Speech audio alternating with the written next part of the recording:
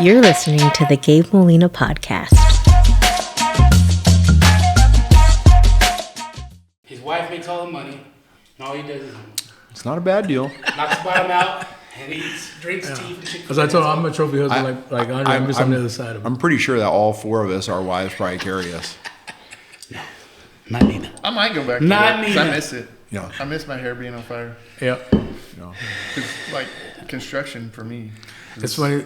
People Oil and ask me. gas construction. So People ask me, "Does it just bother you? Your wife makes more than you?" I said, no. Hey, it bothers me when my wife doesn't. Me neither. I mean, I'm like, no, it doesn't. No, people, like, my friends, they're like, we thought you would be the last person who would ever just be like, you know what? You're going to stay home? so you get the shopping done. I do cook, whatever needs to be done. Yeah, Whatever. I do too. Well, you have to when you're juggling, spinning plates everywhere. I mean, Yeah. When so, you're you know, spinning plates, you got to do what you gotta do.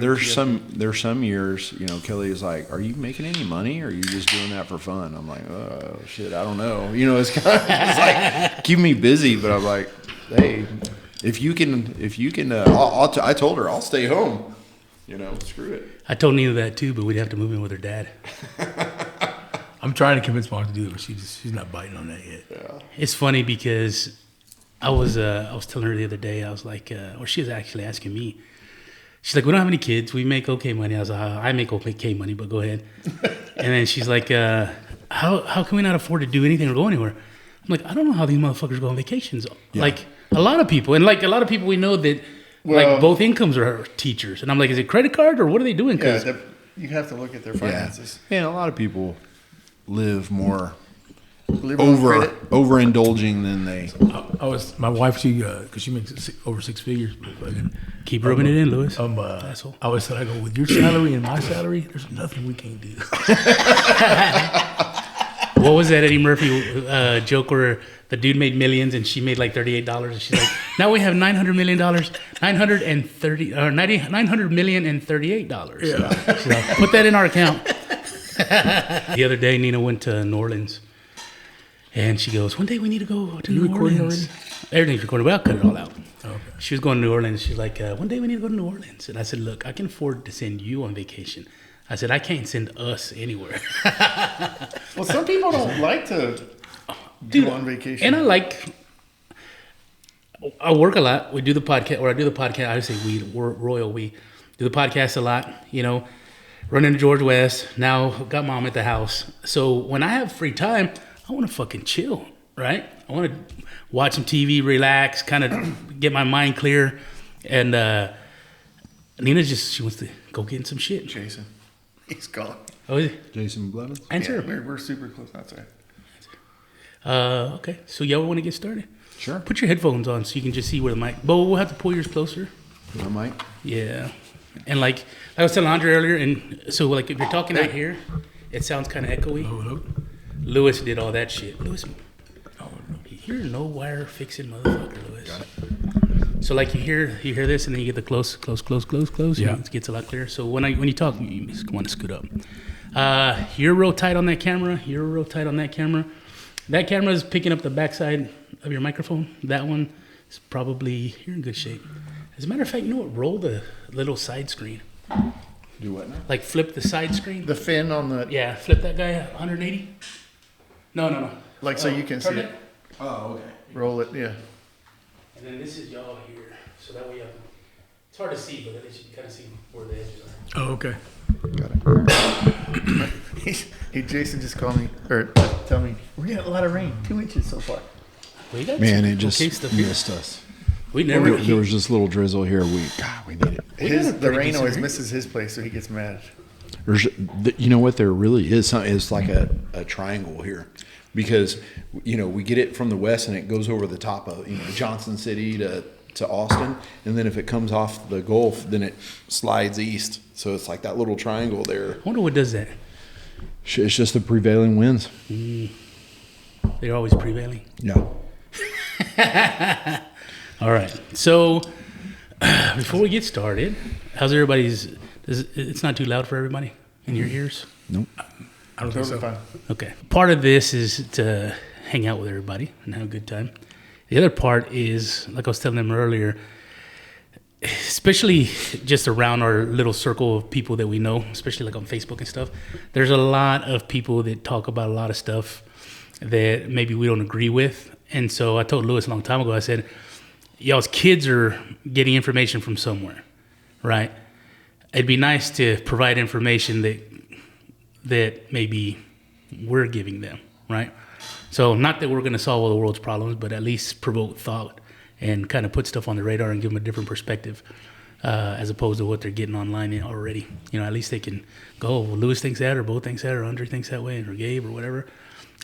Just different perspective. So, all our kids are on social media. This is just the way it is. Right. And like you said, there's so many left-leaning people out there that are out there screaming, and there's not very many conservative people that really have a voice or that speak up for how they really feel. And I think that needs to change. That way kids can see both sides instead of just having, liberal views screamed in their face all day on Facebook or Instagram, TikTok, whatever. There's just less conservative people out there that need to probably speak up more than they probably do. I mean. No, that's a good point. It seems like this generation of kids that's coming along right now maybe are much more conservative than we ever were. You think so? Yeah. Well, and I know that culture kind of goes, it depends on what their environment is. In Houston, maybe completely different than our bubble up here north of San Antonio. But I know that stuff's in their face all the time, and they're getting tired of it, especially the kids that are in high school. I hear them that they're getting tired of it. And, my oldest used to watch basketball all the time. He loved basketball, and he loved the NBA. And when all that stuff was being pushed, he stopped watching it. And he went the other way. And his group of friends, not just his small group, but, that just really his whole age is more conservative. I will say that when we were young, I didn't know anything about politics. Even in high school, did you remember ever talking about politics or caring who was president? And I think the first thing was the Iraq War was the first time I ever even paid attention to anything political. Hey, how old were y'all when y'all voted for the first time? 18, because Sheldon's dad was running for sheriff, and he made us. But but that was a local. Yeah, it was local, but never. Do you remember what president it was? I remember voting for Ross Perot. Yeah, who's it was an independent and actually told everybody the truth, and nobody believed him, right? And they pushed him to the side, and it split votes. But he was great. He actually wanted to get rid of the Fed. Yep. And was the first to talk about that, and everybody just thought, oh, he's going against the norm. The stream. Yeah, the stream, and we're gonna go the other way. But I don't know. I don't remember me being very political when we were in high school. I didn't care. I was, concerned what was going on and who was cruising the L on Friday night and where we were meeting up after that. But these kids talk about politics now. They are smarter than we are. Of course, there's the internet. They're more aware, even though you may not think it. And they are more conservative now than we ever were. Really? Yeah. I would agree. My two are super conservative. Yeah. My son watches a YouTube channel with a conservative comedian. Right.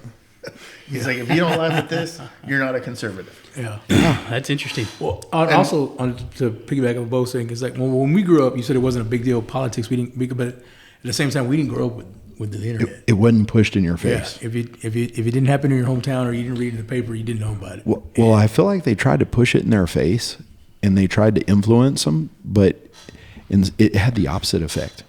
Yeah. It drove them away.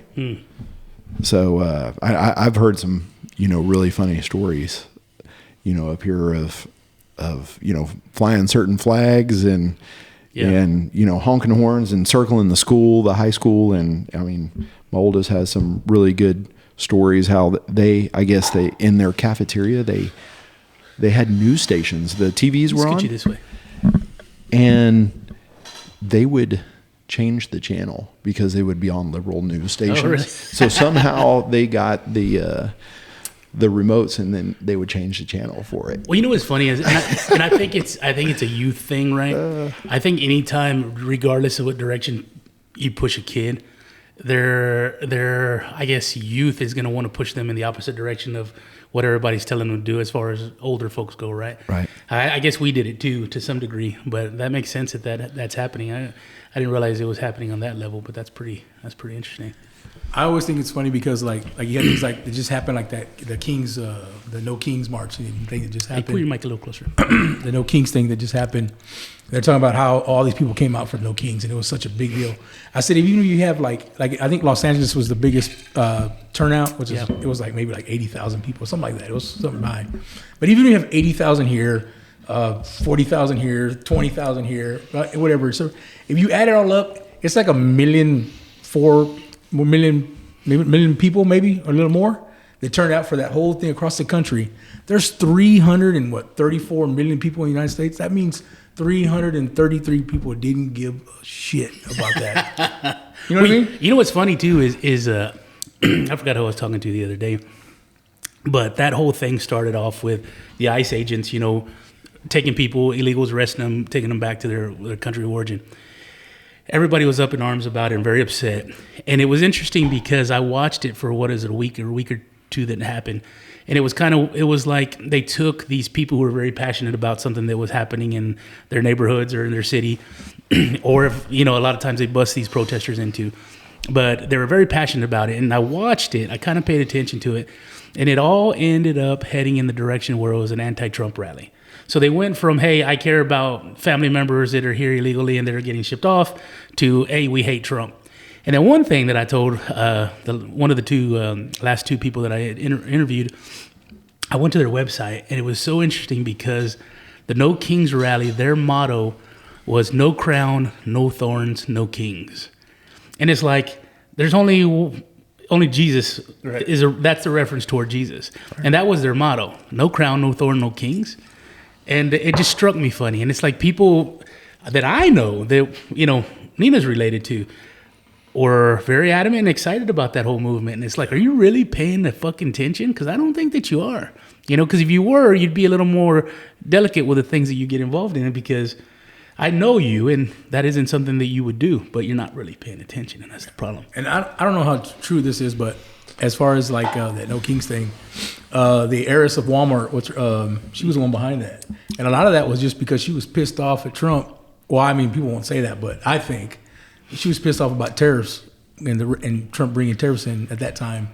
And I think that was a big reason why she pushed that so hard. I think she was one of the people funding it. But then Walmart tried to But I don't know. Well, interesting. She has no part in the whole Walmart system. She's just an heiress. She has no really? board seat, okay, well there you go. Nothing. I didn't know that. Stocks income doesn't. Oh, it doesn't affect that. Oh, okay. Well, yeah. I think I retract my statement. Like she was married into the family or something, right? I don't think she was like No, I think she's a. Is she? Yeah. What is it, Walton? So she has nothing to do with Walmart. Nothing. No, she is an heiress. Yes. But she has no, like, his sons might inherit his company and work at the company, so they have interest in making it succeed. Oh, but she has nothing like that.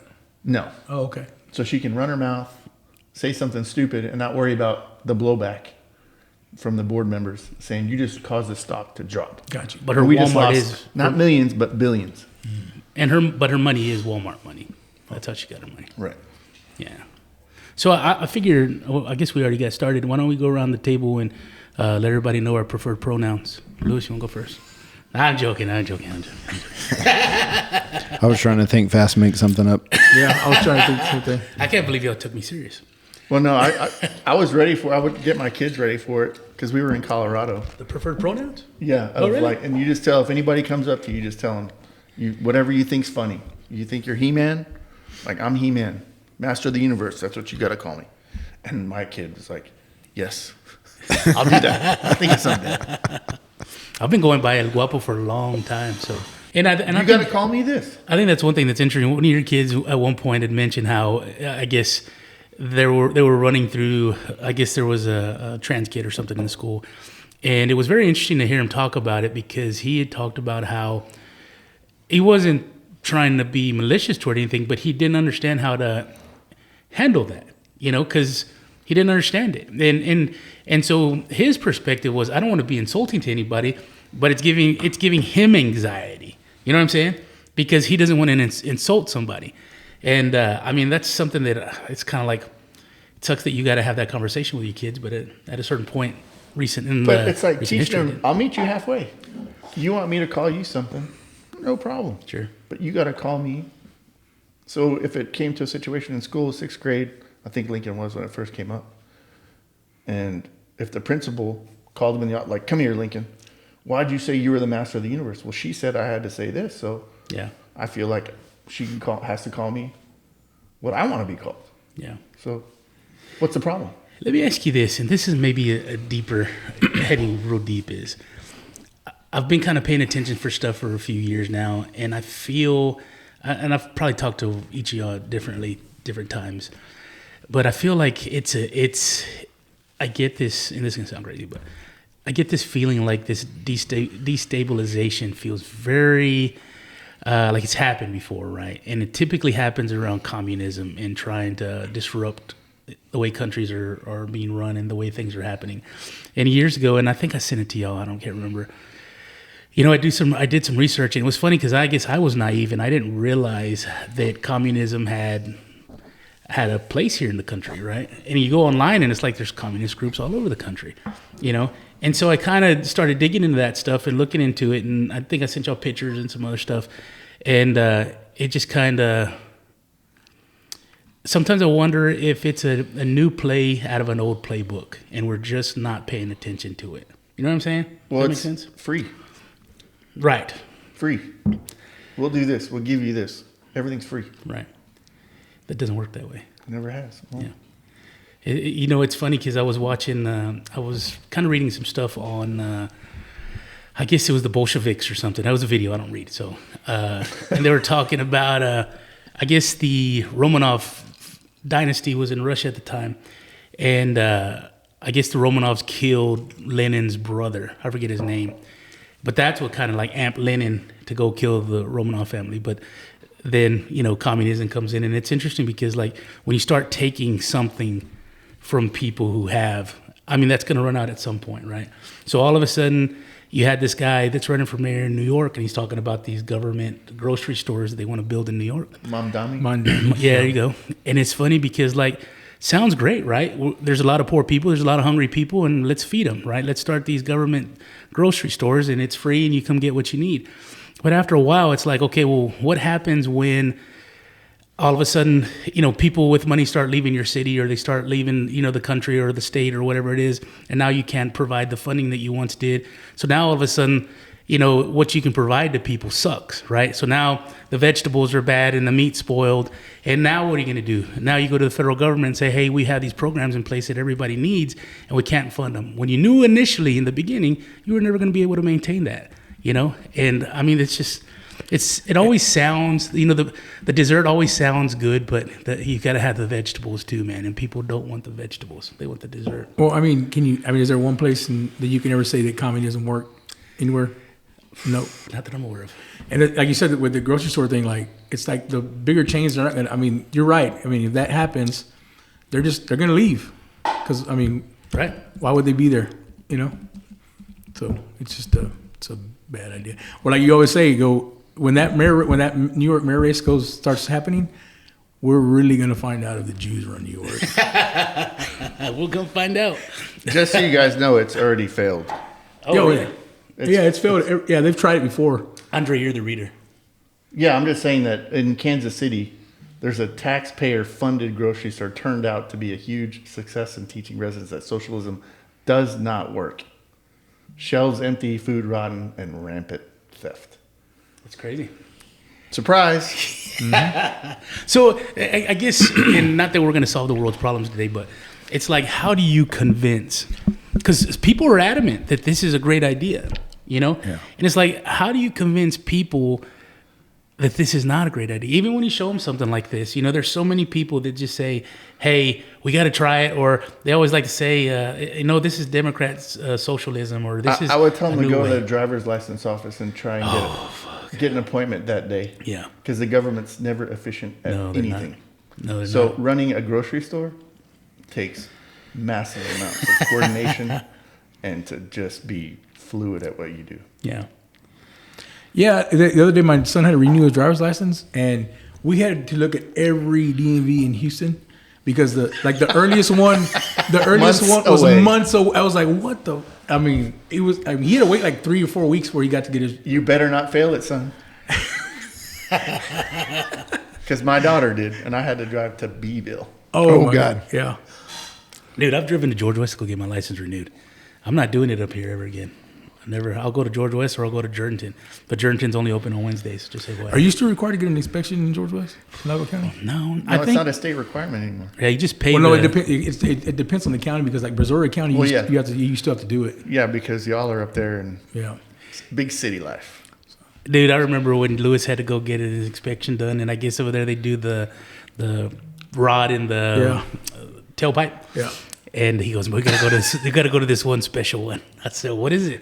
So you just pay them $50. It was called pass you. it was high roller or transmission or something. High roller transmission. That was what it was called.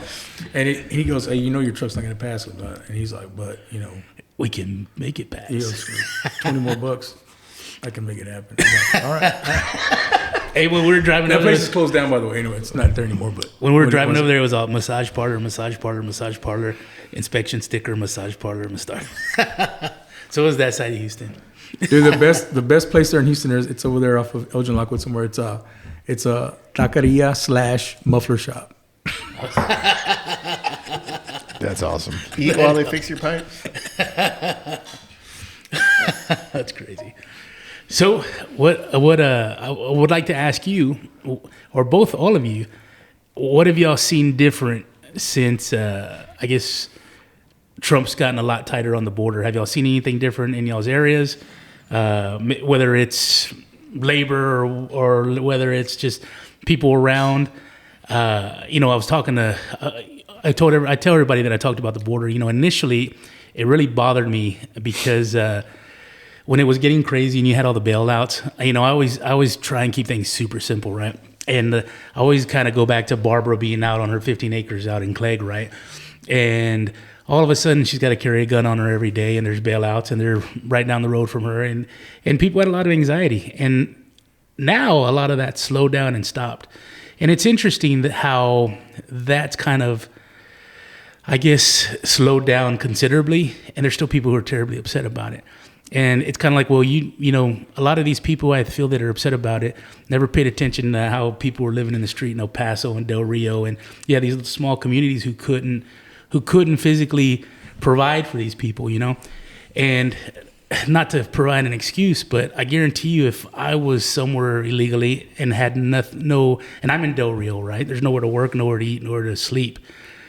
I'm probably robbing people after a while. You know what I'm saying? I hate to say that, but it's like at a certain point you get desperate. Let's say you have a kid with you, or you got your family with you, or whatever it may be. That wasn't always the case. Sometimes it was just dirt bags. But you run into a position where it's like, okay, I'm here. I was promised, come to America. We're gonna have an opportunity here that's better than where I came from. And you get here and you find that that's not true. So then you start. Who made that promise? Wasn't this administration? It was the last one. Yeah. It was the last one. Should pay attention to the news. Well, that's the other thing. Like, I've been trying to get like an immigration attorney to come on, right? And they're not excited about doing a podcast, obviously. But it's interesting to me because it's kind of like, I don't know what the process is to get here. I'd like to know what it is to do it legally.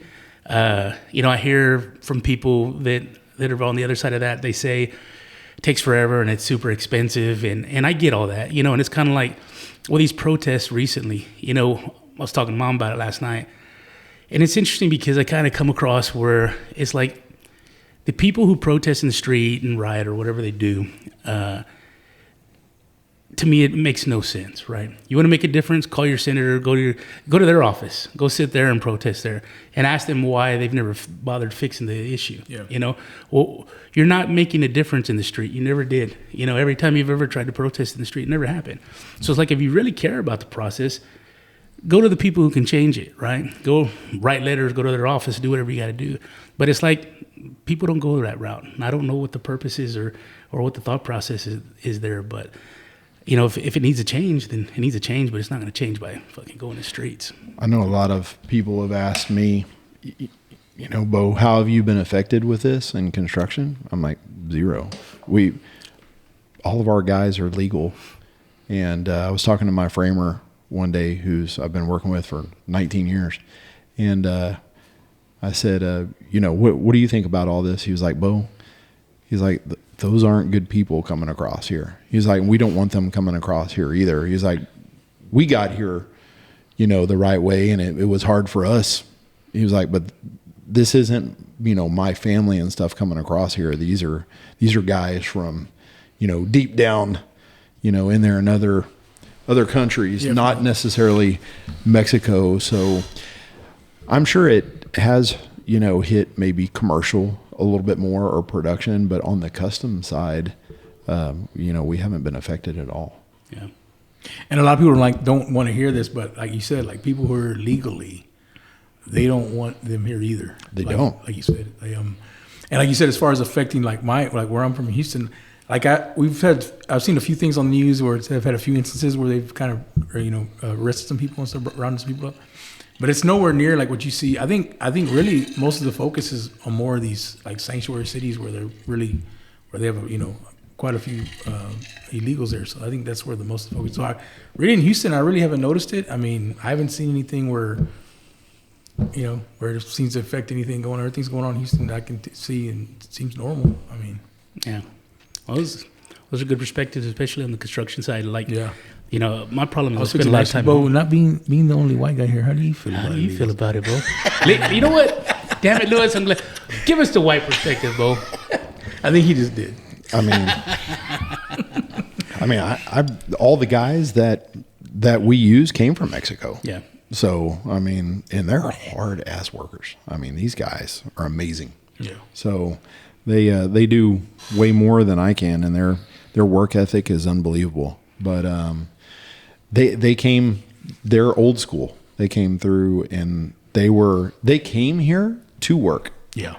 The people that have been coming across, some of them, I'm sure, are coming to work and just get away to a better life. But I mean, we all know in the big picture, I mean, it's not about liberal or Republican, or immigration. It's all about power, right? Mm-hmm. So they use ploys to distract us, get people tied in emotionally. And it's all about, they want us as a whole dependent. Yeah.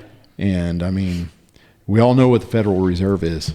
It's been around for a long time. And I see it as, it's not even our politicians. They're all puppets to a bigger picture with money and power, right? So, I don't know. It's all a distraction and to try to get us even more dependent to make them more powerful. Yeah. And population control. Sure. I mean, they preach, climate change and, it's about pure power and control. That's why they didn't want Trump, not because he's Republican, because he wasn't going to bow down to the power. Right? We were just talking about that earlier. Yeah. He doesn't need their $1 billion. He doesn't need it. And he wasn't ever a Republican. Yeah. Until they forced him to be. He was Democrat in the beginning. And actually, Obama forced him to do that because Obama, because what Obama said to him. He's talking shit. Yeah. Like I hear so many people all the time. They'll say, Trump, we I don't like him, but I'm going to vote for him. Or, and there's always like a but, right? Even my wife would say it. She's like, well, we're going to vote for him, but I don't like, I said, I'm so tired of hearing that, but he's the perfect person we need right now. We need someone with a backbone. Whether you like him or not, it doesn't matter. He is the only person that can walk in there, give everybody the middle finger on both sides, right? Because they're taken on both sides. And the Republicans are just as bad. I don't even see it in that anymore. It's like, who's for America and in keeping us independent, and who's wanting dependency and is there for power.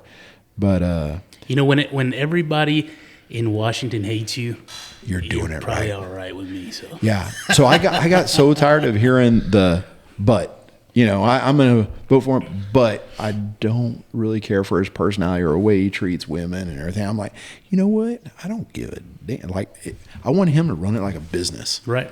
You know, And that's what he is. He's a businessman. Well, you know, everybody like to say Yes. he's a TV star, and it's like, dude, he's been building in New York for decades. Yes. You know, I mean, it wasn't just we've the been TV stuff. We've been trained to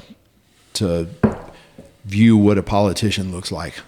You know, they're smooth talking, they're well dressed. They've been putting that on us forever. They bring those people up and they prep them and they say, oh, you know, look, he looks and says everything. We're like, oh yeah, he does. Shiny he does. coin. He looks great. Yeah, he says all the right things. And then Trump comes and is like, screw everybody. I'm like, he's chosen. I mean, he really, that's what we needed. And he actually, I mean, I truly think he saved us. Yeah. It was going to be bad. Could you no doubt. imagine? And So for our if kids, Kamala would have got in, and then on top of that, she never won a primary. And it's like, I don't understand how half of the country supported somebody who never even won the fucking primary. It's like, that makes zero sense because they don't care. That's something they force democracy on you, like it's the biggest thing in the world, and they push and they give you this lady. You don't even here. This is who you're going to vote for. Yeah. Well, I just Because we're something that drove me crazy is, did you ever listen to a speech that she gave? no. Oh yeah, they're When they like, It's great. I'm for her. it's great comedy content, but yeah, but no one even really thought she was smart. It was they had people buy in Right. emotionally, and that's what they've done forever. Right? Is They never listened to her. controlled people with emotions. yeah. You know, One thing that kind of threw me off was, or that not throw me off, but that I never realized. There was a time there that I remember Gavin Newsom in California, when everybody was living on the street, and here in Texas, everywhere, you know, for some reason, these tent cities started popping up with people that just were homeless. Go ahead. Did you say were? Well, still are. But I remember Gavin saying, hey, bus your homeless to California, we'll take them. And I remember sitting there at the house going, what the fuck is he talking homeless about? is a money laundering scheme. That, and it never clicked that when the census counts the population, they count everybody, even the illegals. And that's how they acquire Senate seats. Yeah. It never dawned on me, man. I'm sure we learned that in school at some point, but 30 years later, I had no clue. Yeah. But then you start realizing that's what's going on. It's like, that's why he's doing this, you know? What'd you Well, oh, nothing yet. But that they've also lost seats think? Recently? in California. Because of people leaving? Yep. Yeah, They have that's why we're That's the big lost thing. seats. Well, we're gaining them apparently. that's why they're going through the voting rolls and clearing them out, and they're losing them as Really? they go through. Yeah. And I guess that's why that's the big push for bringing homeless people and illegals. So in the as country. their people are leaving, they're like, "We'll give you free Medicare, Medicaid, whatever it is." Which is what drives me crazy, man. And this is what one of the many things that drives me crazy. It's like there's this smoke and mirrors that a politician cares about you, and people buy into that shit. They do not care about you. They never have, you know. And it's funny because like I've been paying attention, and I'm like, this has been happening forever. You know, you've had lords and peasants. You know, this has been happening forever. And like you mentioned a minute ago, you know, I think people's mentality need to change. That the divide is not vertical; it's horizontal. You know, it's not left and right. It's the ruling class and everybody else. You know, and they don't give a shit about what happens to everybody else as long as they stay in power. And that's what people need to understand, man. It's less of the vertical divide; it's a horizontal. I only know in my opinion, two politicians that weren't true politicians. Of course, Donald Trump or Jesse Ventura. Oh, that's right. I've been watching some videos on him. I too. mean, But they were both WWE wrestlers. that's right. Yeah, that's right. Superstars. Superstar, Hey, sorry. he was the first one to really start calling it out, and everybody said it was conspiracy. He was telling everybody the truth a long time ago. Yeah. Yeah. There was we have to be real careful, I guess. They talked about COVID like back in the 90s. Right. Well, did you see? I just saw a A video. lady came and talked to him. It was like in a hangar. That's the one I saw. Yes, and she explained COVID and how they were going to do it, and it was like in 1996 or something, Yeah. which was amazing. How they would come out, they would push the vaccines, and It may have been mid 2000s, I think. You think? Because I think I saw. Maybe it was that. I think they were saying the video I saw said that Jesse's show was like from 2009 to 12 or something like Yeah. that. But I mean, same thing. And she was talking about us funding it and all that other good stuff. And yeah, she was spot on, man. yeah, And that was 10 or 15 years before. So to go back to Bo's comment on Newsom and the laundering scheme, can you guys see that number? $24 billion on homelessness programs, 2018 to 2023. And they just put that money in their pocket. Yep. Well, even Because they haven't solved anything. Well, even the $100 million they raised for the fire victims, they've gotten zero of that has gone to the victims. Yeah, as a matter of fact, Newsom him and his wife started a company, I think 2 days before. Okay. Well, it was How do they set up. I'm not sure. they got $50 million, I think, out of that. I don't understand that process, but how do they, besides just the next, how do they get him out of there? Because I know there for a while there was like a recall, right? So you could sign a petition, and I guess if they had enough signatures, they could actually. They got enough signatures to do another runoff or to recount the votes or something like that. It wasn't to pull him out; it was to recount the votes. And I think when they recounted, he won anyway. But it's one of those things with all of a sudden new election ballots show up. You know what I'm saying? And it's like, he won by more. The whole voting system is corrupt, so it doesn't matter. Yeah. You can vote all day long there. Yeah. It's like this past election with Trump. I mean, there was 20 million more votes for Biden the 4 years before? Like, where did those votes go? People didn't show up, or it's ridiculous. They never were. It was interesting. The math don't math. It was interesting. Somebody said when that was going on, they said, "How are you going to tell me?" And I forgot how many millions more votes it was. Yeah. They're going to say, "You're going to tell me he got, let's say, 20 more million votes than Obama?" Yeah, he was. They're like, "You really going to tell me this guy performed that well?" And he never showed up or never did he even came on Charlemagne the God's show. Hey, and that was when if you don't vote for me, you ain't black. And it's like, first of all, here's a guy who's very pro-black, I guess. I mean, he's got all kinds of views, and it's like you have this old white dude who tells you that, and you don't say anything back. Why? Because you're pushing a political agenda. And it's kind of like, where's your backbone, man? When are people going to have backbone and push back against something they disagree with, regardless of what side of the affiliation or where they're affiliated? Fear of losing celebrity status. Have y'all I get pretty dark and go off way in the deep web, but have y'all read some of the information about Hillary possibly died in 2016? And No. it's a clone. Hillary Clinton? Yeah. Was that when she? Well, I know a lot of people have died around her. Right outside of her SUV. I know that. Yes. When she kind of was that when she had those glasses on that were?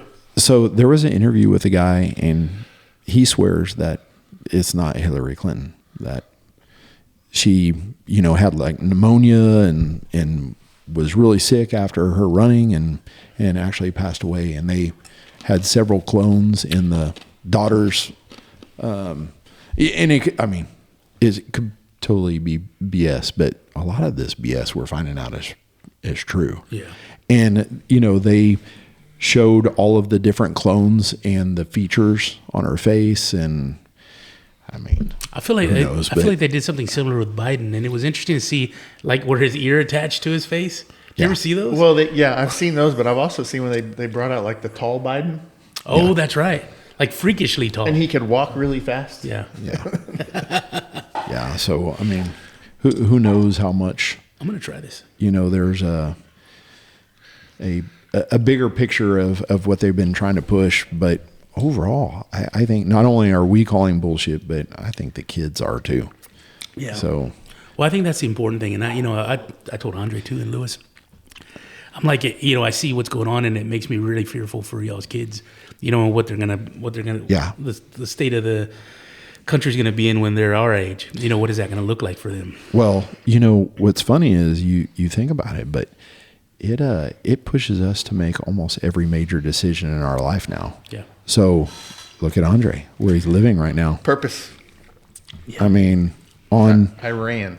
On purpose, he made some decisions, that where he's living, the kids, where they go to school, everything, depending on, how you wanted to raise them and what you wanted to have. Who I wanted them interacting with. Yeah. And whether they're going to stay that way or not, you don't know, but that's what you're trying to accomplish. Yeah. Well, like a few years ago, my oldest daughter, when she would come home from school, she would tell me, "Hey, Dad, my teacher said this about Donald Trump," or "My teacher said this," and I would tell her, I said, "Look, this is what I want you to tell your teacher. Tell your teacher that I'm 10 years old." I said, "I have no idea what you're talking about." I go, "But I promise you, when I get older and I'm able to read and decide for myself, I will make the right choice for me. Man, that's pretty good. You know what I mean? Lewis. Like, You're I was not like, just a Man, hot it's piece a lot of ass. better. And it keeps the kid out of the hot water. Yeah, with sure. The teacher. Yeah. It's like, it's crazy that I had to do that. You know what I mean? I had to tell my daughter that because she comes home and she has all this negative stuff to say about Trump because of her teachers pushing that shit down her throat, you know? And at 10, that's crazy. Yeah, she's like 10, 11 years old. I'm like, dude, she doesn't give a shit about that. Yeah. No, they don't. But that's classic indoctrination. Yeah. Starting that young. Putting flags in the Well, classroom. there's some good news for California. I know Kamala Harris said she's not running for governor. She's going to step down, or Yeah, who's going to back her? Well, I was gonna say I saw that earlier too, Yeah. and I'm like, first of all, she's not getting out because she wants to pursue other passions. Yeah. They've already run a study and said you ain't winning, and so that's why she's backing out. It's got nothing to do with, hey, I want to pursue piano. Yeah. You know what I'm saying? They already told you ain't winning. That's crazy. You know what's interesting too, and it's funny because like we got a lot of liberal friends, and one thing that I always go back to, hey, try this. I put some of that caffeine in it. Hey, Just a sip. Just a sip. kill that. Sip. Plenty. You sure? Yeah, no. Just try he it. doesn't want to drink after you, dog. Come on. Dude, it cleared up. Everything cleared up. Penicillin. What was I saying? I was talking about something. I forgot. Talking about California and Kamala not running because she wasn't going to get the votes. Yeah, I forgot what Well, I mean, there's two candidates there that they tried to push through without talking, right? Right. Yeah. And it didn't work. That's what I was So going to tell that's you. why they can't do it a third time. And that's the thing too. Is funny because I think Bill Burr said something about it earlier, but I've said it before where it's like if you're on the left and you're upset about things, think about the candidates that your party's put out for you. You know what I'm saying? It's like you had Obama, which he was a good candidate for you. You know, and then they put out Hillary, who at the time was being investigated by the FBI, had just had Benghazi happen, and that was your presidential candidate. You know, and then she's her emails, and then she could be fucking dead for what I just found out. Yeah. And then they give you Biden, who it was obvious to everybody who was already having issues, you know, cognitively. Yeah. You know what I'm saying? In the very beginning, and they played it off and played stupid the whole time. And then I saw something today. I think maybe CNN was doing a poll or something. They were saying that the Democrats don't have a single candidate that was polling better than 25%. Nobody, you know. And it's like the last one was Hillary, the other one was Biden, and now they just had this huge fucking question mark on the screen. And they said out of all their candidates they're providing, none of them have polled better than 25% yet. Well, look, the way they're going, I mean, like they're saying that. I mean, there's a chance they could never get power back because right now they're just a lost. They're lost. They don't have a true leader, anyone they can lean on. I mean, where do they go? And they keep doubling down on the same bullshit, like Right. the wokeness and Well, they love to pick the losing horse. yes, Right. Well, I mean, and they that's pick it all the time, and they don't learn. They just keep picking it Somehow. again. Well, you know, when you think about it, the losing horses that they've decided to throw their hats in for, it's probably also the largest emotion that you can provoke out of people. You know what I'm saying? Whether it's illegals, whether it's trans, whatever it may be, Right. it's like, The okay, 1%. but it's going to provoke the highest emotion out of people. Right. But that's not getting enough people to the polls. You know what I'm saying? Yeah. Or shouldn't anyway. See, that's why I really feel like I know everybody's worried about the future and stuff, but I really feel there's a lot more people that feel the way we do than there are people that feel the way that the left feels, because it's just like you said, like we said, they're just the loudest. That's it. They're the loudest. Like you said, the loudest guy. I always say, I think the loudest guy in the room is the weakest, Right. and they are the loudest. So you're saying that I can quit buying ammo and dried food? I wouldn't, not just yet, but Not yet. I told Nina one time, and I was half joking. I went on an ammo buying kick, and I would say that buy ammo. yeah, I was be nice and buy ammo. But I told her, I said, you know what? I said I could see one day, and maybe not in our lifetime, but I could see one day taking a handful of 9mm and buying a full tank of gas, or a loaf of bread, or a gallon of water. I said so. You know, I told a buddy of ours that we all know, I was like, hey man, should I buy gold? And he's like, can you eat gold? I was like, no. He's like, can you do anything to defend yourself with gold? And I was like, no. And he's like, well, I said, so you're telling me to buy more ammo? He's like, buy more ammo. So I don't know. Yeah. Andre, we're gonna have to get you on this gun kit because I don't know if you're where we are.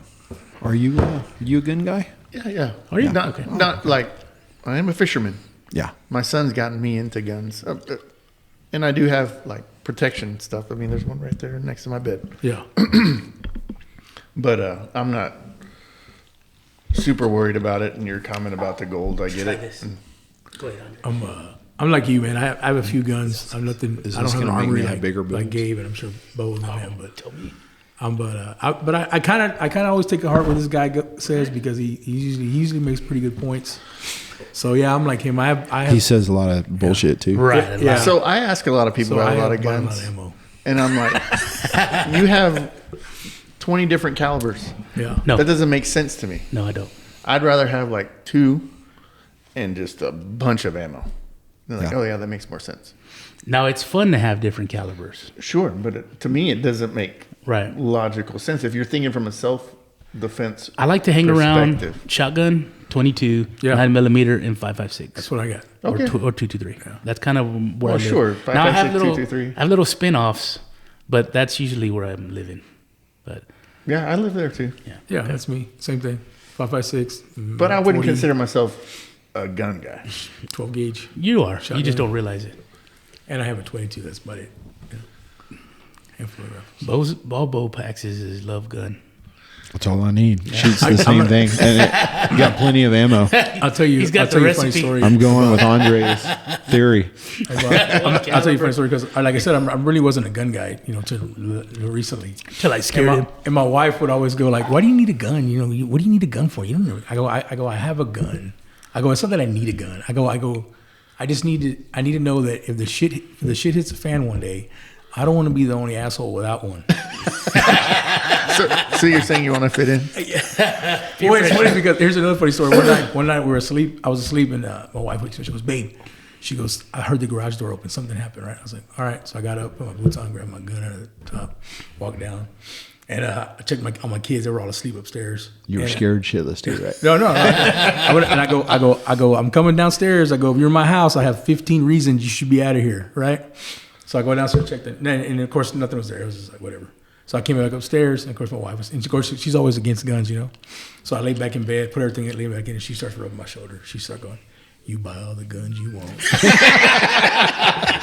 I was hoping you were going to say, like, I told her, you go beat him with the broom. It's funny because dad was always against guns. Always. It was very interesting because when he got older and more sick, he started to love guns. So we'd go out to my sister's place, and she had a little berm out there. And so I'd sit him in a chair. I'd put him in that Reaper grip, and put the gun in there for him. And he couldn't see anything at this point. And he would shoot, and I'd just go, bullseye. And he'd shoot again, bullseye. And I'd do it the whole time. He thought he was a good shot.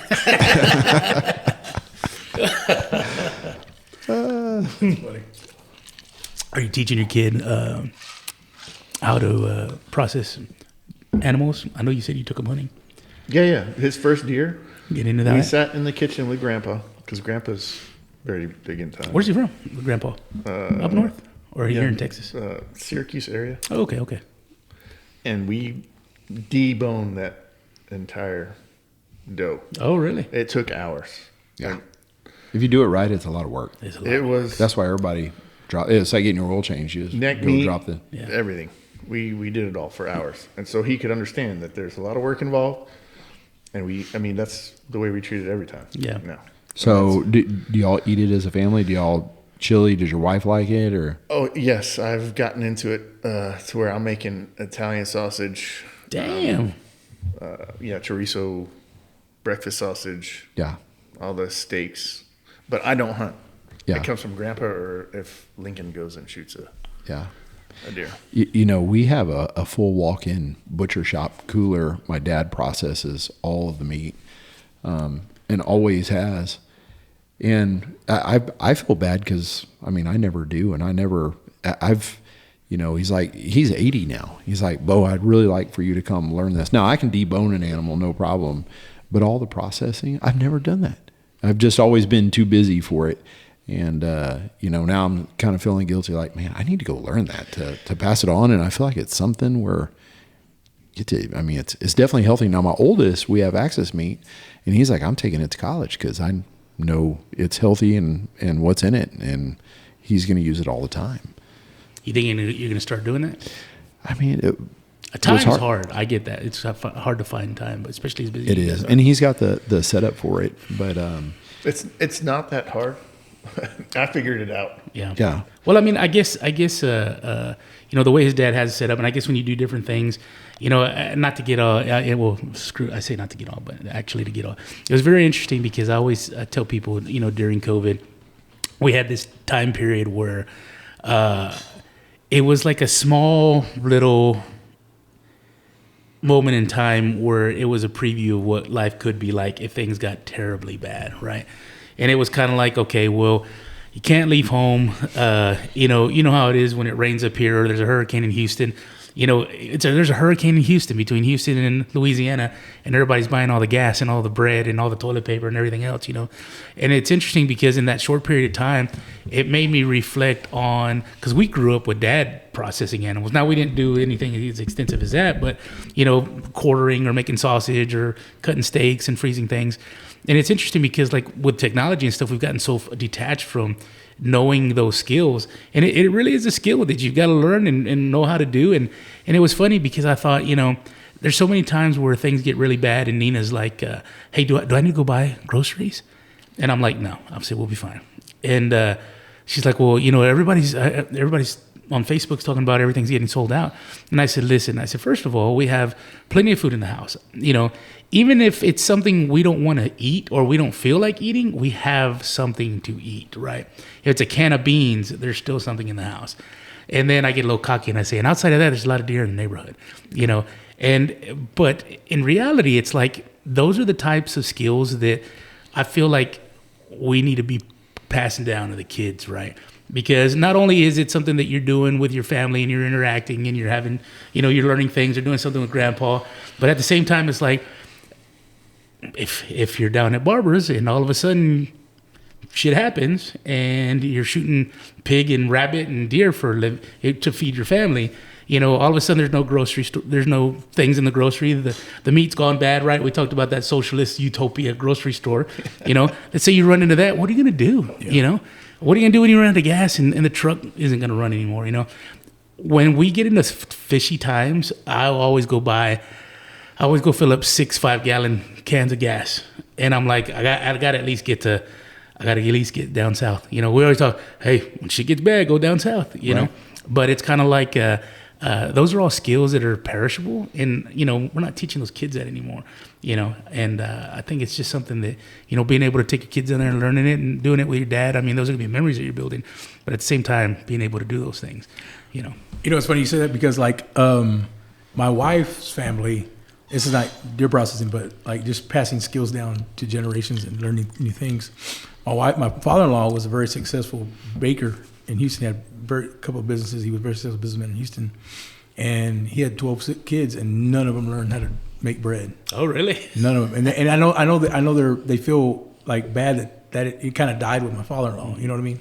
None of them. And I know that some of them regret not learning that, but it might have just been something that maybe their dad wanted something more for them, than just making bread. But I mean, stuff like you said, it's not, it's not processing meat, but it's just a skill that, definitely can use, Yeah, well, even at 80, Carl Walker's gonna be able to survive. I mean, he still goes and hunts by himself in New Mexico. And going back to the gas thing, like Houston Hurricanes, like this last one, right? I have like 2 5-gallon gas cans that I keep, whatever.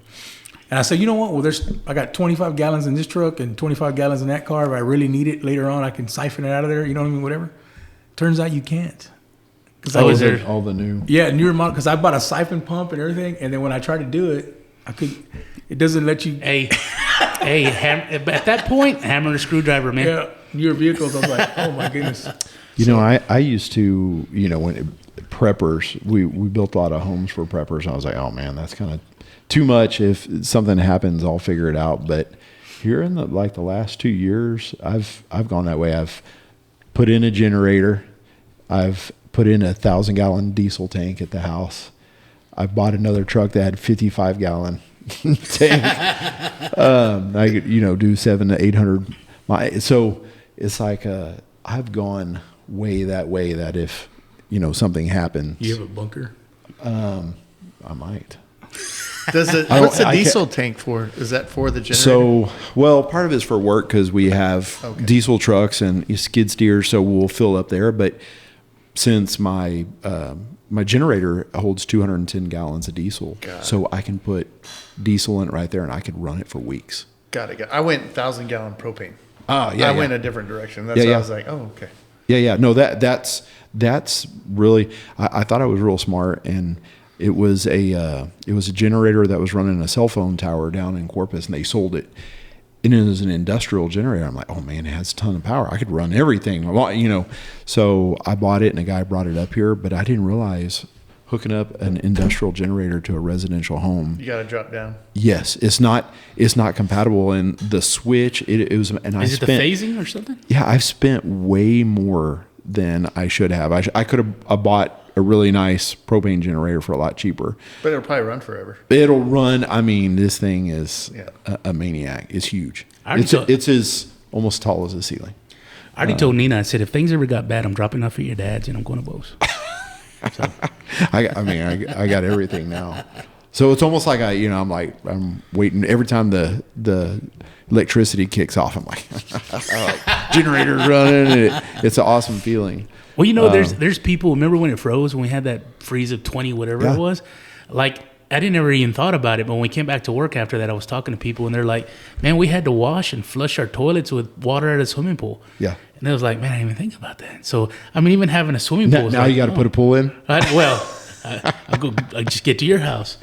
And all that. Did y'all lose power during that? I never lost power. Snowmageddon? Yeah, I didn't have the generator. We just never lost power for some reason. You must be on a circuit for a hospital or assisted right? living where it's essential. We had heat and we lost water. We were not on that circuit. Yeah. We were out the whole time. Yeah. We didn't lose it initially, but we lost it later on when they started doing the rolling blackouts. Right. That's when we started losing it. But we didn't lose it initially. No. Dude, I was a big dick, dude. I mean, I was a big dick. We're right next to an Air Force base. I believe it. Yeah. We're right next to an Air Force base. So we never lost power for any sort of considerable amount of time, but it would turn off, right? So it would turn off and then come back on. So I remember getting pissed, and I'd be like, man, I got to start Netflix over again. And then I'd be on social media, and I'd see how people hadn't had power for like 3 or 4 days. I think we went 5 or 6. Nina's cousin went 6. And it was funny because like it turned off and it come back on. And I remember I had the AC running at 78 the whole time. And I had the front door open with just the glass screen, and I'd be in my underwear and a T-shirt looking at snow coming in. What I didn't understand is why people were upset that who was going to pay for their food when it went bad, because their refrigerator. Were people complaining about that? It shows you how dependent people are. Oh, well, why didn't just take it outside? Or put in snow, yeah. It just boggled my mind. It's funny. I had a niece. There's no common sense. There's more ignorant than. Yeah, we were totally fine for the 5 or 6 days. I had a niece that was posting. It was great pictures. Family time, right? You probably cooked. Oh yeah, we cooked a ton. I had my smoker going for like 5 days straight. We were taking food to all the neighbors. Yeah, and it's funny. I have a niece that posted a picture, and because their power was out, and they were cooking on a Weber outside, and it was like finding new ways to cook dinner, and then like little crying emojis. And I told Nina, I said, "Look at this picture." I said, "This is a fucking Saturday night in George West." I said, "Everybody's complaining about cooking on a grill outside." Yeah. I loved it. Oh, we. Hey, in COVID, man, that was the best family time we ever had. Yeah. We were still working. We were working like crazy, and it was awesome. Nina said, "How has COVID changed during COVID? How's COVID changed your daily life?" I said, "Not one bit." I said, "I work, I go to sleep, I go to George West, I go to work, I go to sleep, I go to George West." The same shit. Yep. Yeah. I mean, we hit it pretty good. I got something for y'all. So you hear this quite a bit, and people talk about it, and I always thought it was no way, but the whole flat Earth thing. I know it sounds stupid. No. I like to hear what people think because it sounds stupid. But the other day I was thinking, my dad was a pilot for 50 years, and I said, all right. Supposedly the Earth rotates at like 1,000 miles per hour. And when you take off from George West and you're going to fly to New Mexico, there's zero calculations for the rotation of the Earth. Is Earth spinning? It's spinning that way, right? It's spinning to the west Well, or to the east. if it's something that's spinning that fast, but he said, he couldn't even explain it. He's like, well, I guess it's almost like when a fly is in the car and you're driving along and that fly can fly around within that car. But if you think about it, I mean, maybe it's within our atmosphere, but why? There's zero calculations for the rotation of the Earth when you're flying anywhere. I wonder if it's the atmosphere. I have no 30 idea. miles an hour at the Yeah. equator. Yeah. Okay. That So- makes sense. It would decrease as you move. Yeah. So North or why wouldn't your GPS actually, have to make adjustments for the rotation? It doesn't. And then they've talked about that. I've seen some of this stuff, and I just like to, I'm just it's interested in it. I have, no. Of course, we've always viewed the world as round. It's got to be, but they talk about how all the flights are, and they'll say, well, why are we flying all the way up to here and here and here? But then they say, if Earth was flat, it's a straight line. You got to watch the videos. It's crazy, and you're like, whoa. Well, it's pretty cool. I've watched some of them, and I'll be honest with you, man. Like I like to be, and I don't like to be naive, but I feel like I've been like naive a lot because I've always believed what we've always learned. I've just tried to be open. Right. Like Well, now I am.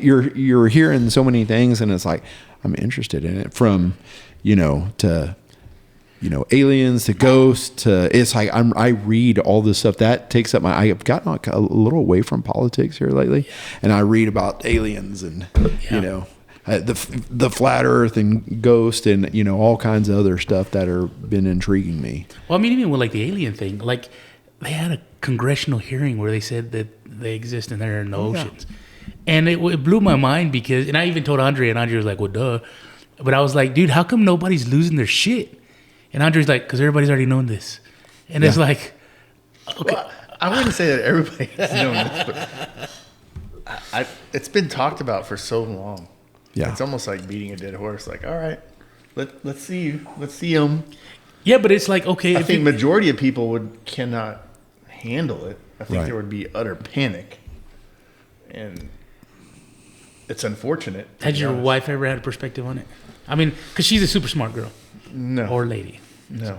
Okay. She kind of walks the line of like just traditional thought processes. Yeah. Geek to the end, but not that kind of geek. Gotcha. I know the flat Earth thing is that there's an association too with, because there was something with that Arctic wall about it. Not, I guess where it's just, I don't know. It's like a portal, or I don't know what they say it is, but They're very protective of everything up there. One of my, I had a student in my school. He was one of my helpers, and his name is Mark. Shout out to Mark. So Mark. If he's listening, I thought I was deep. This kid is. He's the future, man. Yeah, this kid. It makes you question things. Yeah. I mean, it's okay to This question kid it. had all kinds. And he uploaded like 10,000 files one time on my laptop. Because you need to read all this. Well, Good boy, Mark. if you think about it, you take off from here and you're going to fly to Hawaii. That's a long flight, right? Well, most of the time you're going to go to California and down or whatever. But you would think that you have to fly at a certain direction and it's going to rotate to you or rotate away, but they go straight to it. Yeah. So, just thinking out loud, because someday I'd like to be a sailor. If you're on a boat and you take off, do you come to an end? No. And it's just endless. Yeah. I mean, sail around the world. Yeah. But that's but here's the thing, just plain devil's advocate, right? If That's what we're doing. If you're looking at that, you're talking about coming up to the end of to the end, right? And it's like, okay, well, I think about, okay, you're going around in a circle. Yes, you're never going to hit that end. But if you're on a flat plate and you're going around land masses, but you never go in that direction of where, let's say, the edge of a flat Earth would be, it would feel similar to going around the globe, right? I'm just thinking. I mean, unless you're actually heading to the edge, which who's to say where the edge is? If I was trying to prove something, I wouldn't go north-south. All right, I'm going to go point west, Yeah. and inevitably I should come back on the east side, let's say, like the United States. This is me being dumb. You always see those photos when they take pictures of the North Star, and they're like time lapsed or something, and you see all the other stars in the sky, and they're like streaks of light, but the North Star's still in the center. Is that just from the camera angle from the point looking at the other? Okay, because I always saw that and I was like, well, how is that happening? But I guess that's that if you're wherever you're set up, if you're pointing directly in a, but then you got the planet spinning, right? So it's got to be spinning at an axis. So you can't be just anywhere in the planet. You have to be perfect on that axis, don't you? Yeah. But the North Star that's a fixture because it's been used for centuries by sailors. Well, that's what I'm saying. Yeah, is like with the world moving through in a circle and going around the Milky Way and throughout the universe. It's like, wouldn't that location change? So I mean, something like that always makes me go, I don't think the world's flat yet. But it's kind of like there's some things that are like, okay, well, that's kind of hard to understand without going, okay, maybe it is flat. It just makes it where your mind's trying to process it, and it's tough to understand. Yeah. Well, if it's flat, how can you say if you sail from California and you go all the way and you end up in New York? How does that? Right, that's what I was saying. You start west. Yeah. On the west side, and you will eventually get back to where you on the east side. Andre, I'm going to need your help for this one because this is something I've been thinking a lot. And now that I got you guys here, I can bounce it off y'all. When, in relation to first man, when was Pangea? Because I don't know if y'all watched that Ancient Apocalypse on Netflix. Second season, they're talking to some people in New Mexico in the White Sands.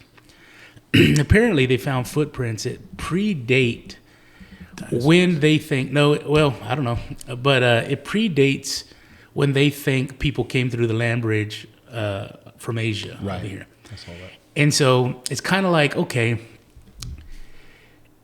I sit there and I go, and in my simple mind, I go, okay, let's assume that everybody's correct and life started out of Africa. At some point, Pangea happened, and all the land masses were together, right, before the tectonic plates started moving everything. And it's kind of like, okay, well, if the ingredients existed in Africa to create humanity, who's to say some of that shit wasn't in the portions that became North and South and Central America? And if that's the case, then maybe that show's correct in saying that, yes, there could have been people here way before the land bridge between Russia and Alaska. But what did you find? Well, I think that's constantly changing, and they're constantly finding, let's say, bones that are proving that everything they thought was dated is dated wrong. Yeah. Well, didn't they just something happened recently where it was like I don't know how many feet of landstone that got washed away from this riverbed, and they found. It was like it's a real popular place where they've always found dinosaur tracks. It's like it's a park or something. Is it here in the States or? I think it's in the States, but the water washed away. It was like I don't know how many inches of limestone from the thing. Hey, and then they found 4 is plenty. They found dinosaur tracks, but they also found human footprints mixed with the dinosaur tracks. Is this the same thing we're talking about? Is that what you're talking about? I think that's up by. Oh, I thought that was up by Heiko or something. So, yeah. Maybe it may be 2 different things. Yeah, but that was recently where they found it, where there was human tracks with dinosaur tracks. Yeah. Like it just. Oh, really? Yeah, that is interesting. Well, this one that shows on Ancient Apocalypse, like they're literally grown human footprints with like baby footprint. They're like, and like I said, I think they dated them like 20-something thousand years before they Originally thought them coming across land bridge, which. It's pretty fucking interesting, But then it's kind of like, okay, well, I go back to, well, if life started in Africa, well, who's to say you didn't have the same possibility of doing that? Then I'm really black. Yeah. From the waist down, you certainly are. Right? We're all from Africa. No, you didn't see. Kelly will argue that. It's funny because... I kind of went down a rabbit hole, man, because I started seeing this. I'm gonna do a podcast with a guy tomorrow, and I'm pretty interested to do it because I want to get his perspective on things. But like I see a lot of times where people, I feel like when we were in school, there was a big push where it was like, hey, we're all the same. We're not different. Let's not treat each other differently. And then here, as time goes by, people have started to alienate themselves as if we're in this massive prison, right? And it's kind of like, okay, well, I'm this, I'm that. And that's where they put their full identity into. And so it was interesting because like with these protests that we were talking about earlier, you know, I see a lot of people protesting against Bo, for one. But, you know, kind of like isolating themselves into their racism, right? And it's so funny because, like, one thing that I want to tell a lot of people is what you think is Mexican is Spanish, man. You know what I'm saying? There's a lot of people that take the Spanish influence that happened in Mexico and in, you know, the Texas region, and they assume that that's Mexican. And it's kind of like, well, I know, I forgot what year it was. It was in, I think, the 1800s when Mexico won their independence back, right? And then I think, but everything up to that was Spanish. You know, so I saw posts about vaqueros were the original cowboys, not cowboys. And I'm like, well, it's Spanish. You know, the fucking horses were Spanish. You know, there's so many things that people sit there and they fight here in this country saying how, you know, this was Mexico, this is, you know, it wasn't U.S. at one point, and it's kind of like, it's technically Spanish, man. It was the Spanish that came in here and settled and built churches, and, you know, your Alamo is not Mexican, that's Spanish, you know. So, like, to me, I sit there and I read it, I see a lot of that stuff, and it kind of goes back to, like, people not understanding what they're arguing about. And it's like the point the soapbox you're standing on isn't the soapbox that you're on top of. It's something else, and you don't understand that. But it was interesting because I said I went down this rabbit hole, and it was interesting because I came across, I forget the guy who was on Rogan a long time ago, but he was talking about, because I find it interesting that there's so many German influence in Texas, right? Especially, you know, in Texas. And it was interesting because I was learning Schlitterbahn, hottest, coolest time in Texas, and but it was interesting because, you know, I started learning about Tejanos, and I didn't know what a Tejano was at the time. And it was interesting because, like, when they talked about the Tejanos, they said that Tejanos were, I think they were a mix of Indians, Germans, and Mexicans. And that was like this mixed race that made up the Tejanos. And later on, Tejano just kind of became, you know, kind of Texas. I thought it was a radio station. It is now. Oh, but okay. back then, they didn't have a radio station. But it was interesting because they talked about how Texas went to war with Mexico over the land. And some of the things that I've read, they talked about how Mexico was having an issue with the Comanches, right? Having issues with Comanches. So Mexico thought it would be a good idea to invite the German population and other races into Texas as a buffer between the Comanches, right? Is that what I said? Yep. The Comanches and the Mexicans. They brought these Germans in as a buffer. And then that's when the Germans said, hey, Mexico, we're getting slaughtered over here. You know, we need help. And Mexico's like, you're on your own. And that's kind of what kicked off that whole Texas-Mexico war. You know, so a lot of times people go, well, it was Stalin and it was this and that. And it's like, we got to think about the process that led up to Really, that. everybody was fighting each other. Literally. The white man was settling west. The Indians were trying to hold on, and Mexico was trying to hold on too. Everybody was fighting each other. Right. It was kind of a mess. And I ended up on that same rabbit hole learning about relearning about what is the treaty, the Guadalupe Treaty, where I guess U.S. and Mexico had fought over the land, and Texas or U.S. ended up winning, and then I think also purchased that land for like $15 million, which was like Texas to California, kind of up to Utah or whatever. But it's just interesting history that, you know, everything that's been happening lately kind of forced me into doing a little more research. But I don't know.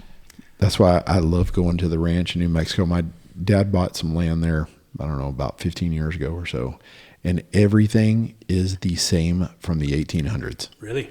The towns, the little Young Guns, right? Remember everybody Big watched fan. Young Guns? Well, so Dad bought the land between Capitan and Lincoln, where they had the Lincoln County Wars right there. It was right where Young Guns took place. And he man, all the Tunstall store is still there. Little bitty doors. The doors were like 6 foot tall.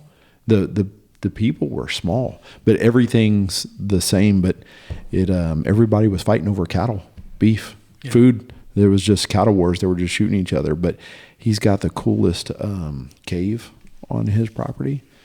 We went down in the cave, and we went down in there. Me, Donovan, and Alan McKinney. We went down in there probably close to 100 feet. Really? And it would.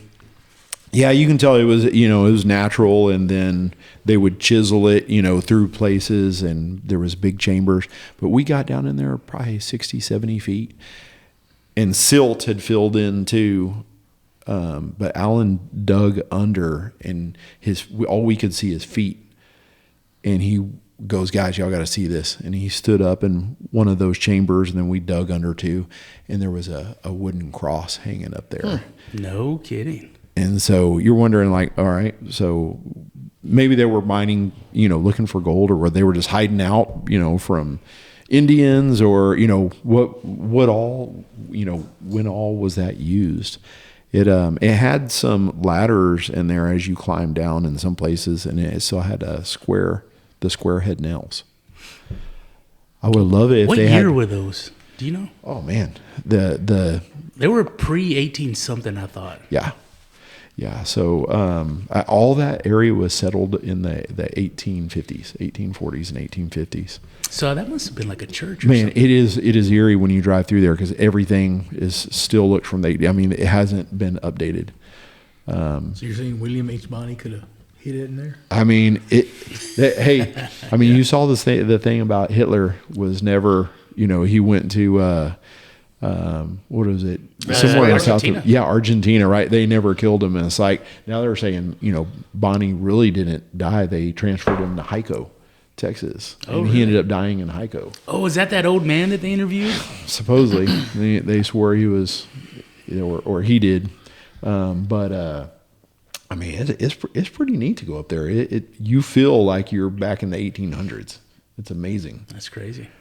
And then there's an old fort there about 4 miles from his place that was built in the 1800s, and it's vacated right now. I mean, there are just windows busted out, and they used it even to keep World War II captures over there.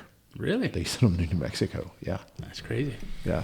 You know what's awesome? Or I don't know if it's awesome, but it's kind of interesting. Is there's still wars and people fighting all the time, but it's like back then it was people going to another portion of the country and it was fighting to live daily. I mean, you're not to say they were animals, but it's like an animal where daily you're trying to eat and live through the day. Survive. Survive. And it's like back then it was raw and in your face every day. He has, it's almost 900 acres. His taxes are $40-something. No kidding. He has 5 cattle on it, so his taxes are not even $50. No wonder New Mexico is broke. It's funny because how is that even possible? yeah, like you show my cost of living, but my dad, the house my mom still lives in. My sister, that's my sister's home, but my dad bought that house. I don't remember what year it was, but he paid $5,000 for that home. He paid $50 a month for 11 years for that house. No kidding. Yeah. And he was spending somebody else's money because I know he had a bunch of wallets from people he beat up. And it's funny when my dad was still around. I said, "Hey, Daddy, are you going to sell me the house one day?" He goes, "Oh, it's probably going to go to your sister." But I said, "Well, if you sell it to me, I'll give you $5,000 for it." Because he's like, "No." So what did he do? Did he give it to your sister? No, yeah, it's my sister's house. Oh yeah, she lives there. Yeah. But, You know what's interesting about that cross y'all found? It's interesting that it was in a cave. So it strikes me as it could have been like a church. Yeah. Right? I had the same thought. Yeah. A little chapel. Yeah. But- Down with but it why because they hidden? could have lived down in there for a while. I mean, the winters are so harsh. So it could have been winters. There was one place where you could see that they mined. It looked like a shape of a key, and it went down about 10 feet, and then it opened up into another chamber. Alan actually went down that thing like this, and it was pretty cool. Flies, millions of flies on the ceiling. But I mean, no tell. We were hoping to find, markings or writings on the wall. There was nothing. Yeah. So there's a show I've been watching that I like watching, and it's interesting because they talk about basically the concept, or I guess what was Montezuma? Was he was an Incan? He was something else, Aztec, I guess. So I have no idea. they talked about Montezuma's gold or whatever, and how they feel that I think it was the Aztecs had brought his gold up to like Utah, but it's interesting how that area, and I guess it's very rich with like natural gold also. But I mean, there's a lot of people who believe that's the gold whole was, lost city of gold. Is that Montezuma? I can't remember if it was his, but I mean, the Spanish were looking for it like crazy too. So I guess it had to exist to some degree. Aztec. That's interesting. We're going back to talking about Aztec, but there's a joke where it says they have pyramids in Egypt, right? And everybody debates who made them. Like was it the Aztec? Was it the Egyptians? Was it aliens? Whatever, right? And they say, there's pyramids in Mexico too. He goes, nobody debates who made those. The Mexicans did. Going back to what you talked about earlier about labor and stuff. It's interesting because the internet still has some people in it that have some common sense. But one thing that I always find interesting is because a lot of people's argument for illegal immigration is who else is going to do this so cheap? And that irritates the fuck out of me. That your mentality is allow people to come here illegally, make this treacherous trip, that people are getting injured or raped or whatever else is happening to them, because in your argument is who else is going to do this so cheap? Like, that's insulting. Yes. And it's like when you talk about the fellas that work for you and they're here legally and I'm sure they have jobs, and my thing is kind of like, the thing that always irritates me is there's times where I see an older Mexicano working his ass off and it reminds me of Dad. Right? And I sit there and I look at this guy and I go, why wouldn't you want him to have legal status? Why wouldn't you push for him to have legal status?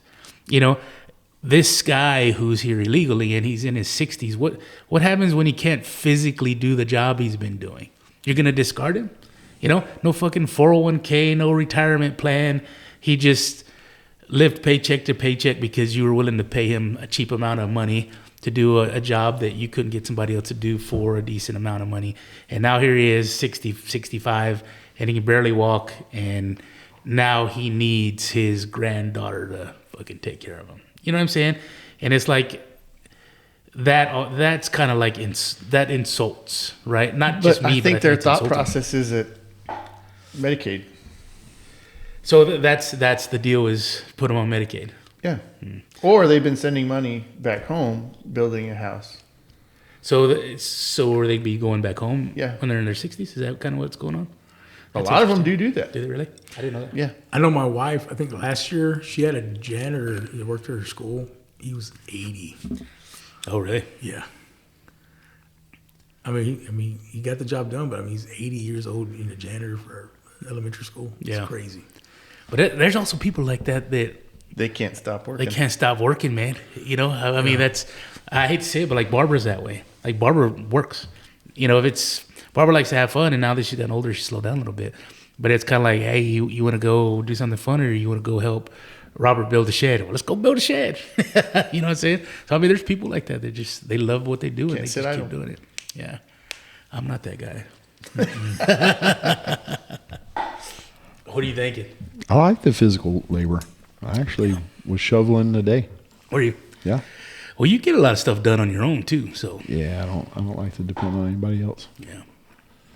Of course, I had a skid steer that I was working it too, but then I got out and I shoveled some stuff. You told me a story one time, a long time ago, about your dad, and if you remember, go to share it. But it was interesting because it was, I guess he had taken you and some other hands to like a corporate lunch or something like that. And go tell if you remember it. I can't remember all of it. Corporate lunch.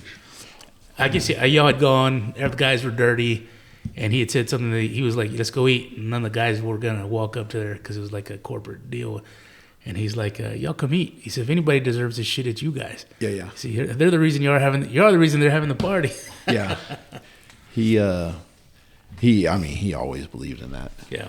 So I know, like, when he worked in Africa,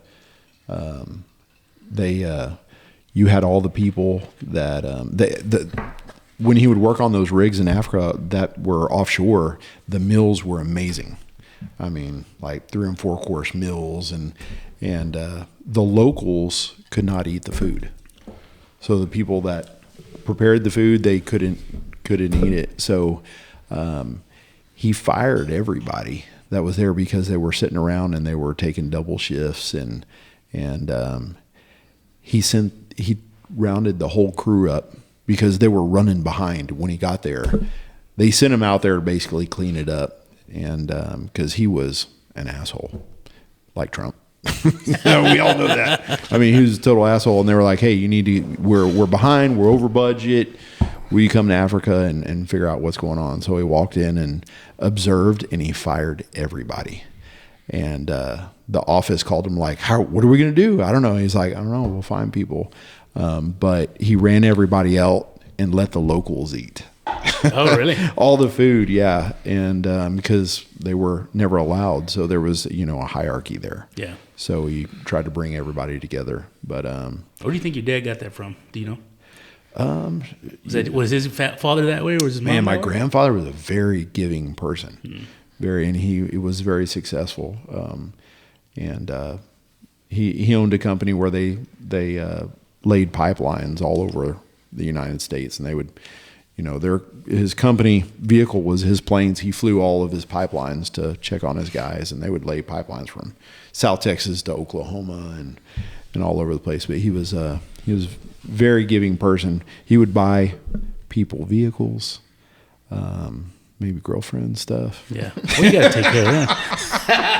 That's what he means by people. Yeah. I mean, he was a very giving, unique person. Big man. He made my dad look small. Really? Yeah. Oh yeah. Johnny Walker, man. Big Johnny. He was a big fella. Probably, I don't know, 6'4", 300 and something pounds. Yeah, he was a big old man. Lewis is like, that's Big not Johnny. that big. Well, before I let you go, I wanted to touch on maybe this will take longer, but the Epstein stuff. So it's funny because I reached out to my brother the other day because I know at one point they talked about there not being a videotape of what happened to him, right, in the prison cell. And it's funny because all of a sudden one shows up, right? And so I'm watching it, and I'm kind of late to the game on things, but I'm watching it, and it's a camera outside of his cell. And it was so interesting because when it got to minutes were 11:58, it went 11:58.59, and then it changed to midnight. It skipped 11:59. Skipped that whole minute. But the other thing I found interesting was at 11:58, the camera sits here like this. And when it hits midnight, the camera does this. All of a sudden, it's not pointing in the same exact direction that it was 2 minutes ago. And it was funny because what's the lady that came out and was it Bondi? Is that her? Pam Bondi? Pam Bondi came out and said, yeah, they restart these cameras every night, And we worked in the jail. You worked at the state prison. And I said, that's bullshit. I said, first of all, this is a federal prison. They're not allowed to discard tape, right? And so I called my brother who works in the business, and he says, I said, hey man, do some places start the video over at midnight? And he said, no. He said, now I would say this, if locally they do, they have an original in the cloud. Because if an inmate comes back and says, hey, some guards came in and beat the shit out of me 2 weeks ago, they got to be able to go run that tape down. Yeah. So he can't sue the Federal Bureau of Prisons. So it was very interesting that popped up. And, there's a lot of things that's gone into Epstein. There's a lot of new rabbit holes. We were talking the other day about some of the podcasts that we've seen, and they talk about like his affiliations with other people and what he might have been into. But like, if you just extract that little piece, of previous, I guess, information where it didn't exist. And then all of a sudden it existed.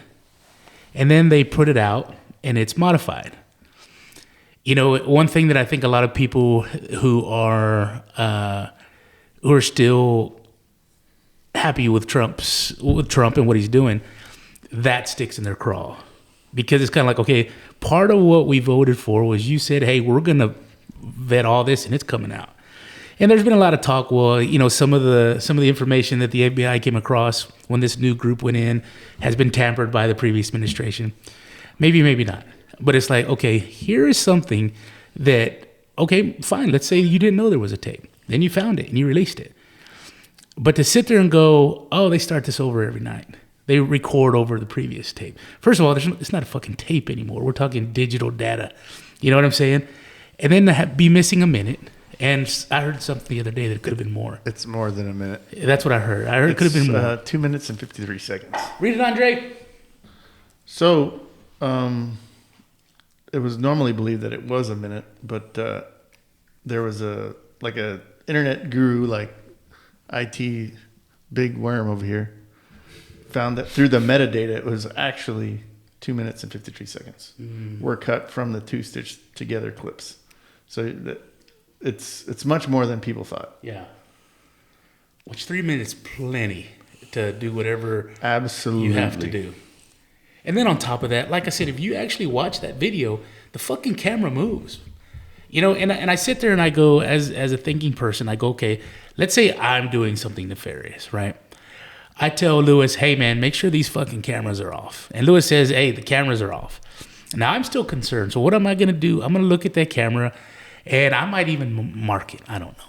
But then I'm going to move it out of the way so it's definitively not pointing in the direction that I'm doing something that I shouldn't be doing.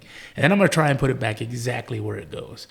And that's exactly what I thought when I watched that video and I saw the camera here at 11:58 and at midnight it was here, slightly moved. And they go back and forth and you see that fucking camera do this. Somebody moved it. So I guess what I'm asking you guys is, I know what I feel is going on, which I think there's some bullshit behind it. But for you guys that are kind of, especially like, you know, for you who feels like, hey, you know, Trump's doing a great job. There's plenty of other things that I think he's doing very well. But for whatever reason that something's being hidden, like I feel like we've been blatantly lied to about this specific thing, and it bothers me. I don't think they killed him. I think they moved him. So you don't even think he's dead? Because that's one of the theories as well. Yeah. I think there is a they photo of a drone shot that I've seen. Really? Can you find it? Yeah, I can find Okay. the picture while you guys are discussing the theories. So it's possible. So you think? So like Bo said, you think they moved him? Yeah. You're So finding out I was all gonna say, too 'cause often they fake all these deaths and these killings and assassination, and they move people. They Going hide back to them. Hitler, yeah. Yeah. They just moved his sidekick. Oh, she's in Texas now. Florida to Texas into Really? minimum security. Where at in Texas? I don't know the I city. think he said Beaumont or something. Was it Beaumont? I have no No, that's state.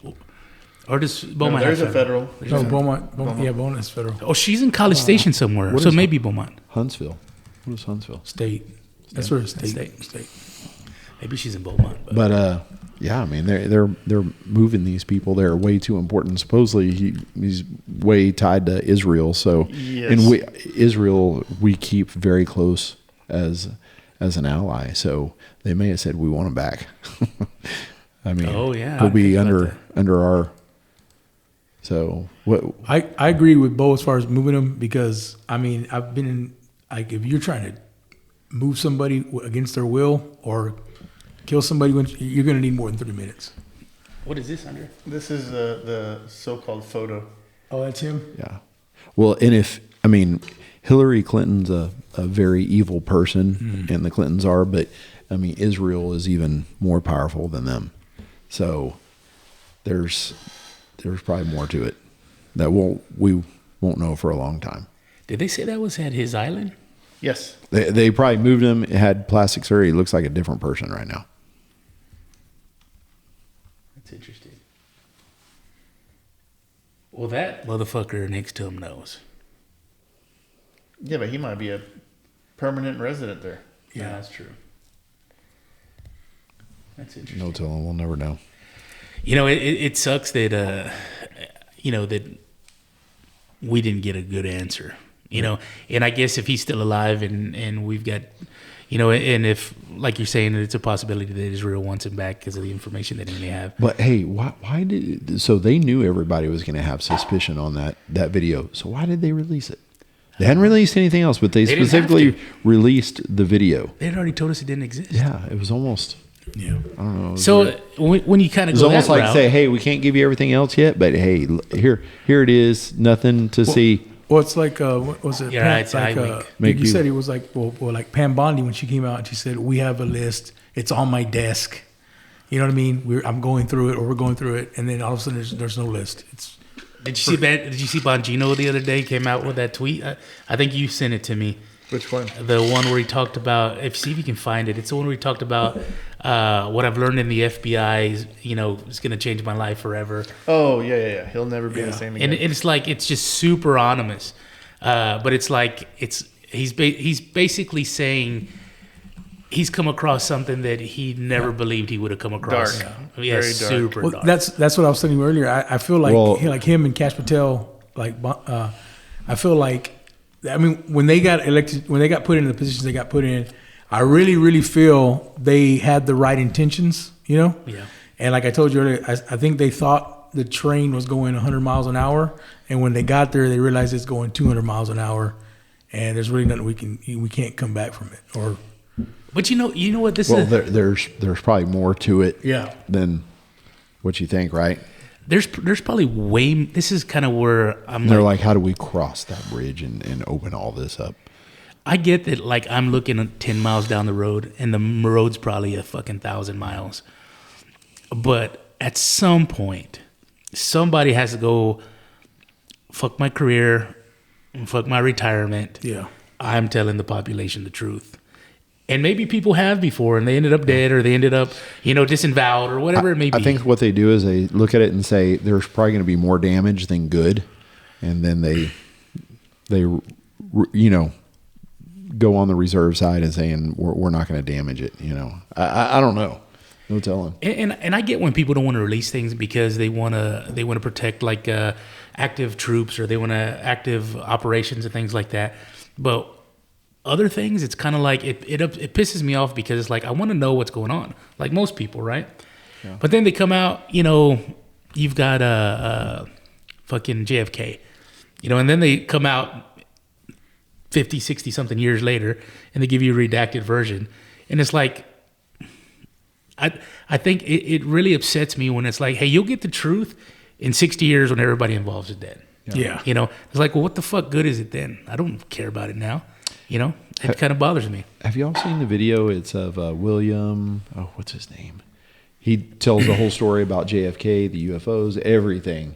Talks about Israel. I don't know if I've video. seen that. Yeah, I sent it to you. Did you? Okay. Yeah. Oh, I did see that longer video. Yeah. It's about an hour long. Yeah. What's his last name?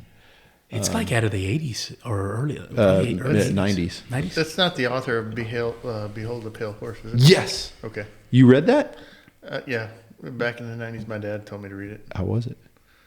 Difficult as a young mind. Probably a lot easier to do now, right? Yeah, I haven't since then. So I need to buy Behold the Pale Horse. If you can find a copy, yeah. Yeah, which is I think I've heard is hard to find. Yeah. Dude, before you read this, it's interesting because like, Is that why it's hard to find? Because it's the truth? I mean, he There's says a lot of things. A lot of truths, yeah. Yeah. I And would he rolls it off. I mean, like it's. I would advise a lot of people to buy as many old books as possible, because I feel like even the dictionary, I have an older dictionary, and there are some definitions in there that are different than what you would find when you Google a definition. You know, Google puts a spin on it, on certain words. I think one of them was William Cooper. Yeah. that's the guy. You need to watch the video of him. Your dad told you to? Yeah. Back in the early 90s. Why did he tell you to read that? You 'Cause just he- thought it was interesting? Yeah, he believed in it. He believed everything he read in that thing. Your dad was probably right. Yeah. I need to read it. What? And I've only read 2 books in my life. I've never read And one. one I did it twice. I've never read one. Isn't Where the there red fern is- grows and I think that Old was, Yeller. I think that was required reading. I think we had to read that. I did the book report on red fern grows twice. Yeah, I did. I think we had to do that. I didn't. I did one on the album cover of Cypress Hill, Black Sunday, and I did an entire book cover on legalizing marijuana, and that's when I learned I was a good bullshitter. But Well, I mean, what's crazy is your dad was one of the original, conspiracy theorists that he's having his son read that. Yeah, no doubt. You were probably right out of high school, right? Yeah, I was probably around 17, 18. Where But I was your couldn't dad remember. from? Columbia. That's right. Yeah. How in the hell did y'all end up in George West? He married my mother. she was from Georgia West. He was selling, what do you call it? Chain link fence. He had a chain link fence company here in San Antonio, but he had a partner, and he would drive door to door. Where were y'all at before? Here? Before Texas, Before George West? I was in Florida? Or no? California, and Florida. Or Moved no, all Mexico around. City, then Florida. So what did y'all think when y'all showed up in George West? Oh, it was You're like, what the hell? culture shock. Hey, best thing that ever happened to you. City, Yeah, I city bet. boy to Yeah. I remember y'all came in and it was all, Byron Scuttlebutt. was real slick and dressed all fancy. We were like, man, we've never seen clothes like this before. These are the cleanest rednecks we've ever seen. So how old were y'all when y'all moved here to George West? I was 13. Oh, you were 13 So already. Byron would have been 9. Wow, Yeah. He was young. I didn't realize that job sounds made up. Hey, but think about how it changed your life. I sold chain 100%. link Look where I fence. ended up. That sounds like Ended up in Marion. sounds like a one- mob, that one sounds like a light town. mobster job. and a trophy husband. Yeah. So you can thank George West for that. So y'all were all, but your mom was from George West, but then was. they met somewhere else and No, they met in George West. He was selling fence in George West and met my mom. Y'all continue Selling in a door minute. to door. Read that. I gotta pee. really, Yeah, that's pretty wild. it is pretty well. Yeah. But I mean, meant to be change you forever. 100%. Yeah. Those small towns, there was a lot of ups and downs. Yeah, when you and Gabe did your podcast and I listened to you talking about like the Catholic and walking away for a minute, Yeah. exact reasons for me. Yeah. It was like hypocrites, maybe. Yeah. Yeah. And that ain't easy to talk about, religion, but When seriously, you're 16, 17 years old, and you Yeah. kind of go into things eyes wide open, which I've always been. you know what, my You were an altar boy, weren't you? Will? yeah. Oh. Yeah. And, I mean, I hate it. I mean, I hate to even say this, but it really pushed me away for a while. And my kids have been trying to get me back into church. And you know what? They're already talking about going to church tomorrow. And I'm already kind of feeling this like, oh my, I don't know why. I don't like big crowds and I don't like going to the church. Now religious inside, I do a lot of stuff, Sure, self. church is certainly within. But man, for some reason, I don't know I have a what it theory is. It's one more thing that occupies your time. Church. Because 6 days a week, your kids run your life. They run mine. Yeah, And then it's like Sunday, I can take my shoes off. No, I can't. It's another appointment. I got to go give time for something yeah, else. that's true. You've nailed it. It's just something else that occupies your time. Well, my And mom. it's unfortunate to think of it that way, but it's just, You're right. if you can do it and be a good human being, in my opinion, and I feel like my life's a whirlwind. Yeah. Every day. I'm waking up, I'm going running and running. now we got to go to church at 7 or 8 or I was a question Catholic religion. I was, and my mom, and they're my aunts. My aunts are also they're on the Catholic Daughter Society, all that. And I got a funny story. One day we're, because whenever someone passes away in the church, they're the ones that are responsible for making food for the families or whatever. So one day we put the taqueria, and the obituaries on the door. And my aunt Mary and my mom walk up there, and they're like, "Oh my God, who passed away? What do we got to do this week?" And they walked up there and they look, and they go, "Oh, they're Baptist." I don't even know the joke. The punchline's hilarious. We don't care about them. Yeah. But going back to that, like I would always say, because I know one time I read somewhere where they said, because ultimately the Catholic, I feel where the Pope is, it's a business. It ultimately is a business. And I debated my mom one time, which I regret doing that because she let me have it.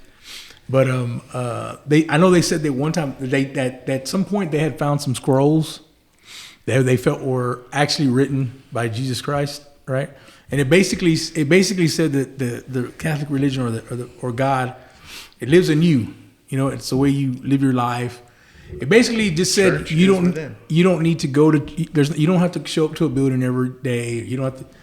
And they said that the Catholic religion denounced those scrolls. Like they say I can't tithe from my house. Yeah.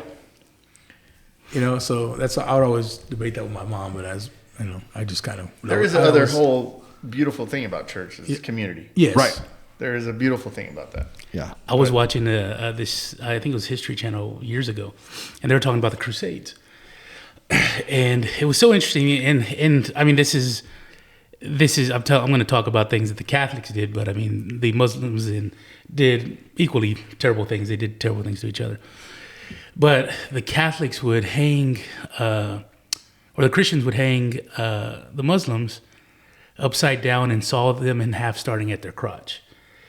And the purpose of it was the purpose of it was the soul was more important than the body. So if they could get them to denounce whatever they were denouncing before they died, they saved their soul, even though they ultimately killed them. And then there was another part of that series where I forget what pope it was, but he hated the pope that was in front of him, who he took over for. So he ended up having them dug up, put him on trial for heresy, found him guilty because the dead pope wouldn't defend himself. I think cut his hand off that had his papal ring and then threw him in the river. You know what I'm saying? And it's like stuff like that makes you go, man, I'm a Christian, I'm a Catholic. But I sit there and go, you still have to remember there's a lot of men involved in running these entities. And so you have to be very cautious of that as well. You can still maintain your faith, but with some caution. And the same thing that goes back to like politics, right? If we're going to sit there and go, hey, my side's better than your side, well, that's fine, whatever. But when your side wins, make sure that you watch them with the same scrutiny that you watch the other side's politician. Make sure that the guy that you voted for who won is doing the things that he should be. And if he's not, call his ass out on it. Right. If he is, then great. But you can't just say, my guy won, I'm going to stop paying attention, But I don't know. I missed a lot because I had to pee. But I have a question for you. Go ahead. On your dad. Shoot. What else? I know he told you to read that book, mm-hmm. But what else did he talk to you about that was kind of conspiracy theory? Nothing really. Nothing. It was mostly that. He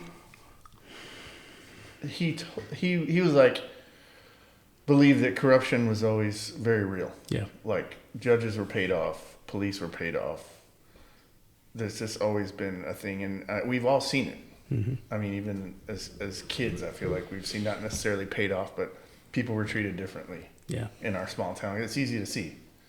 And then from that perspective, for me, I continue to extrapolate it into something else. Yeah. And it just becomes more exponential. Yeah.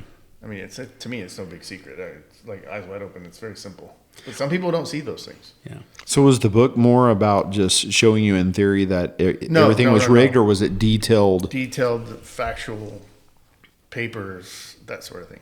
Is that stuff we see now? Right. But back then. Yeah, no one was really talking about it back then. No. Well, that's a lot more effort to kind of gather that information and put it in one location than it is today, So that's interesting. It's funny because like I've done a few podcasts with guys who were trying to get pardons or have been pardoned, and it's interesting because like me, I guess, choosing to be naive about certain things.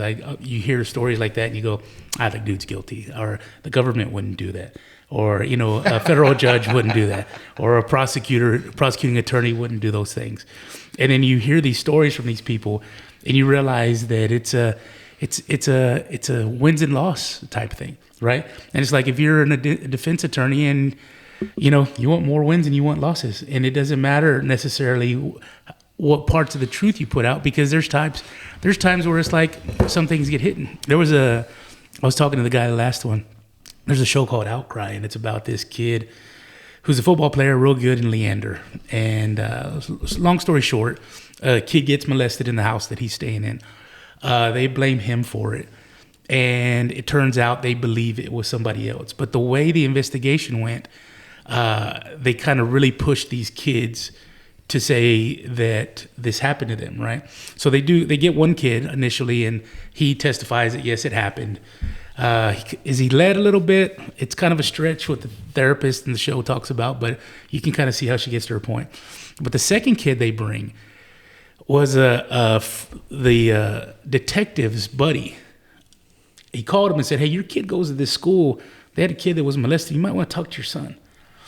So he goes, "Well, I want you to talk to my son." And they bring him in to get interrogated, right? He's a 5 or 6 year old boy. He comes in. A therapist is talking to him. They're getting zero answers from him as far as what they're looking for. Kid's like, "Nope, nothing happened. Nobody touched me. I don't know what you're talking about." They bring the detective in, and he's a big dude. He's got a gun on his hip.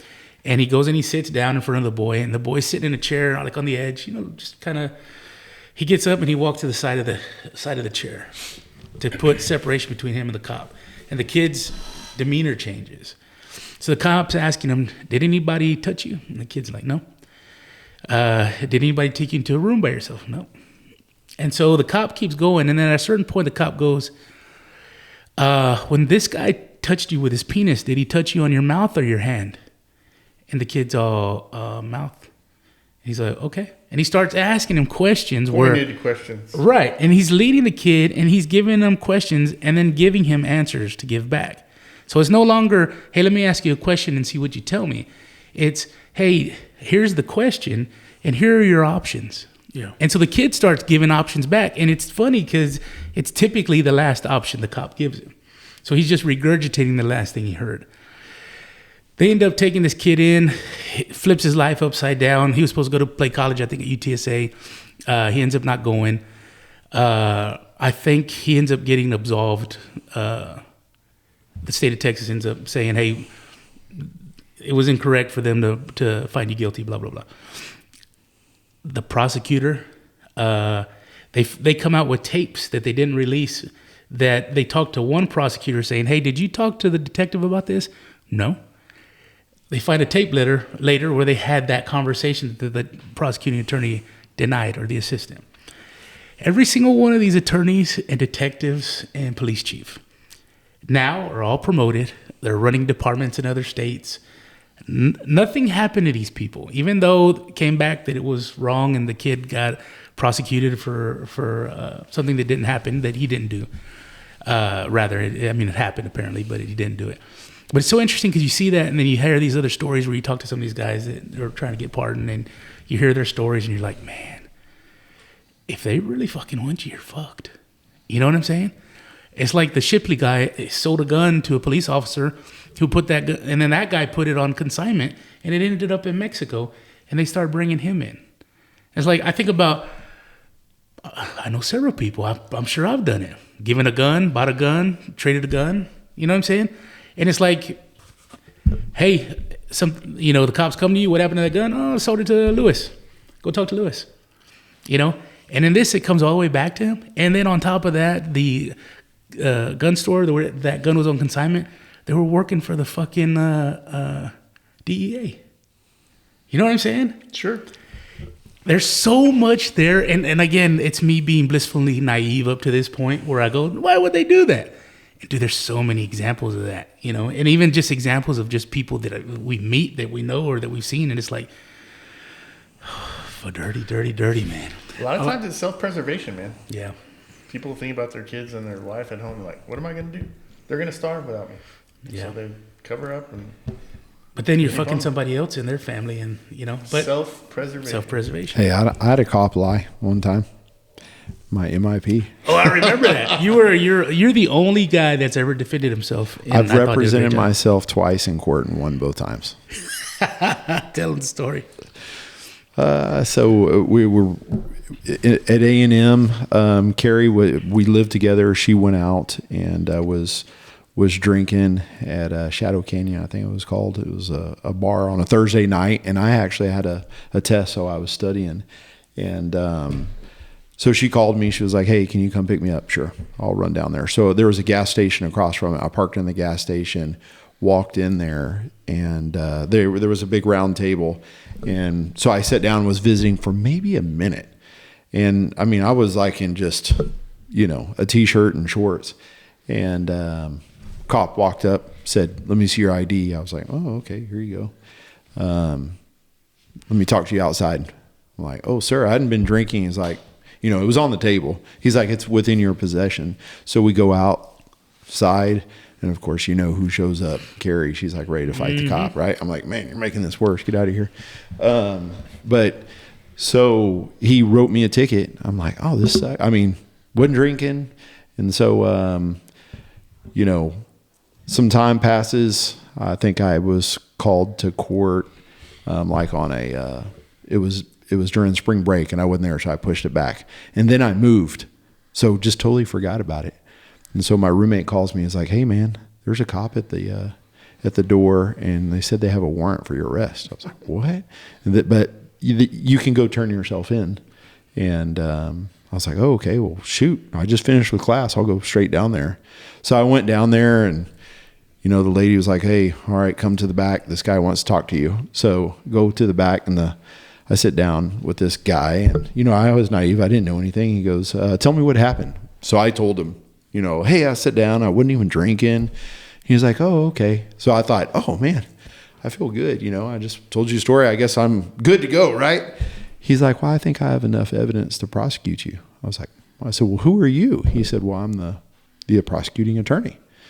And, we think we have enough evidence to prosecute you and hold you liable for the MIP. It was within your possession." I was like, "No, sir." He goes, "Well, we can go to court." He said, "Do you have a lawyer?" I was like, "No, shit, I don't have money for a lawyer." I was like, "What are my options?" He's like, "You can represent yourself." I said, "Well, that's what I'm going to do." You're like, "I'm in college." Yeah, I was like, "Oh, okay, I'll do it. Shoot." And he goes, well, and he kind of laughed. He said, "Man, if you do that and win, I'll shake your hand." I was like, "Oh, okay, all right." So we show up. And they put the cop on the stand, and the prosecuting attorney said, "Did you see him drink?" He said, "Yes, sir. I sat there and watched him drink." So I stood.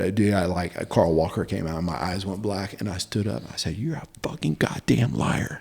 In court, and the judge was like, "Son, if you don't know how to handle yourself in a court, then you don't need to be doing this." I was like, "Oh, sir, I'm sorry." I said, "I'm not going to sit here and listen to him lie." And I think it caught the cop off guard too. And I mean, I was just like shaking. Man, my cheeks were shaking. I was so mad.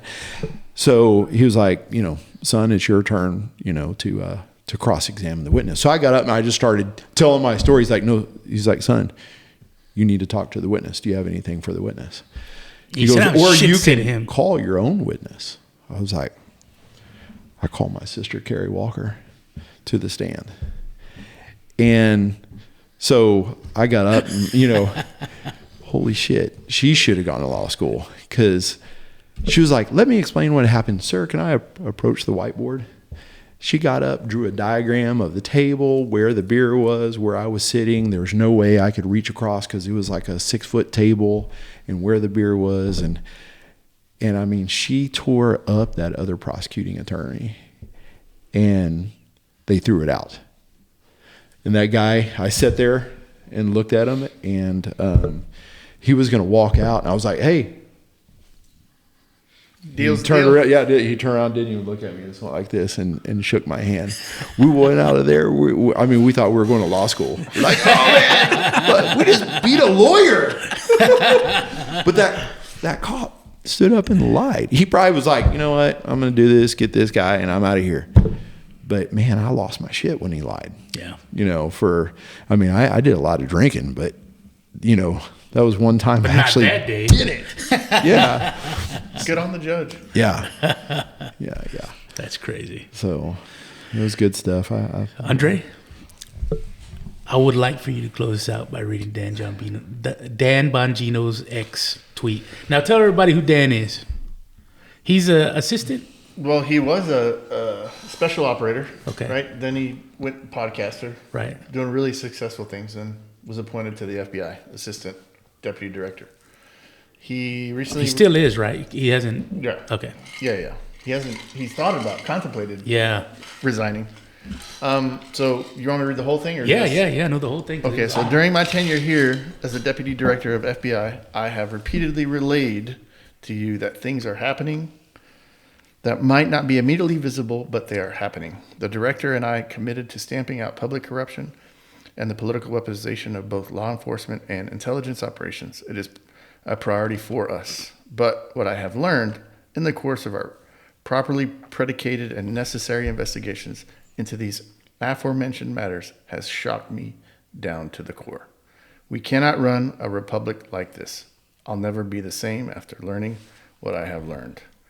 We are going to conduct these righteous and proper investigations by the book and in accordance with the law. We are going to get the answers we all deserve. As with any investigation, I cannot predict where it will land, but I can promise you an honest and dignified effort at truth. Not my truth or your truth, but the truth. God bless America and all those who defend her. Respectfully, Dan. Damn! Look at all. Maybe he'll be your fuck it. Well, you know what? I think that'll be what it takes. You know, so hopefully he follows through, and hopefully he can stay healthy enough, long enough to do what he needs to do. But Andre, how long ago was that? When did you say it's pretty recent. July okay. 26. A week ago. Yeah. Last week. Okay. Yeah. I missed that one. I didn't even see that one. Yeah. So I mean, coming from the assistant director, it's pretty fucking big stuff. You know? Do y'all watch the news? No, You do? I mean, I watch clips of it on YouTube. You know, just I read everything. Strictly Twitter Yeah, mostly. or X, whatever. Yes.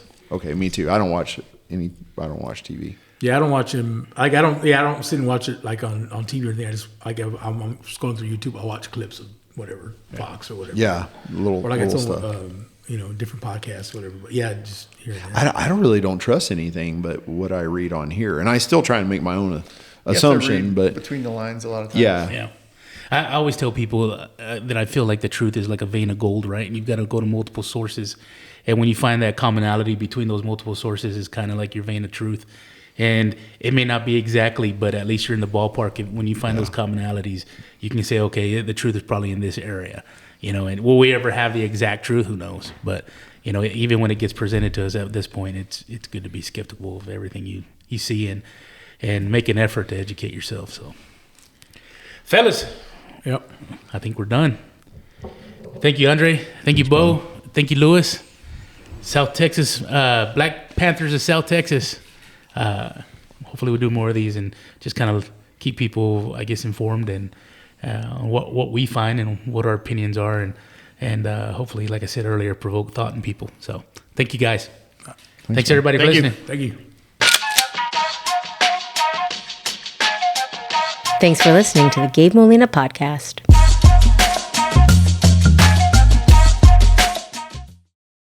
Yo, Barry.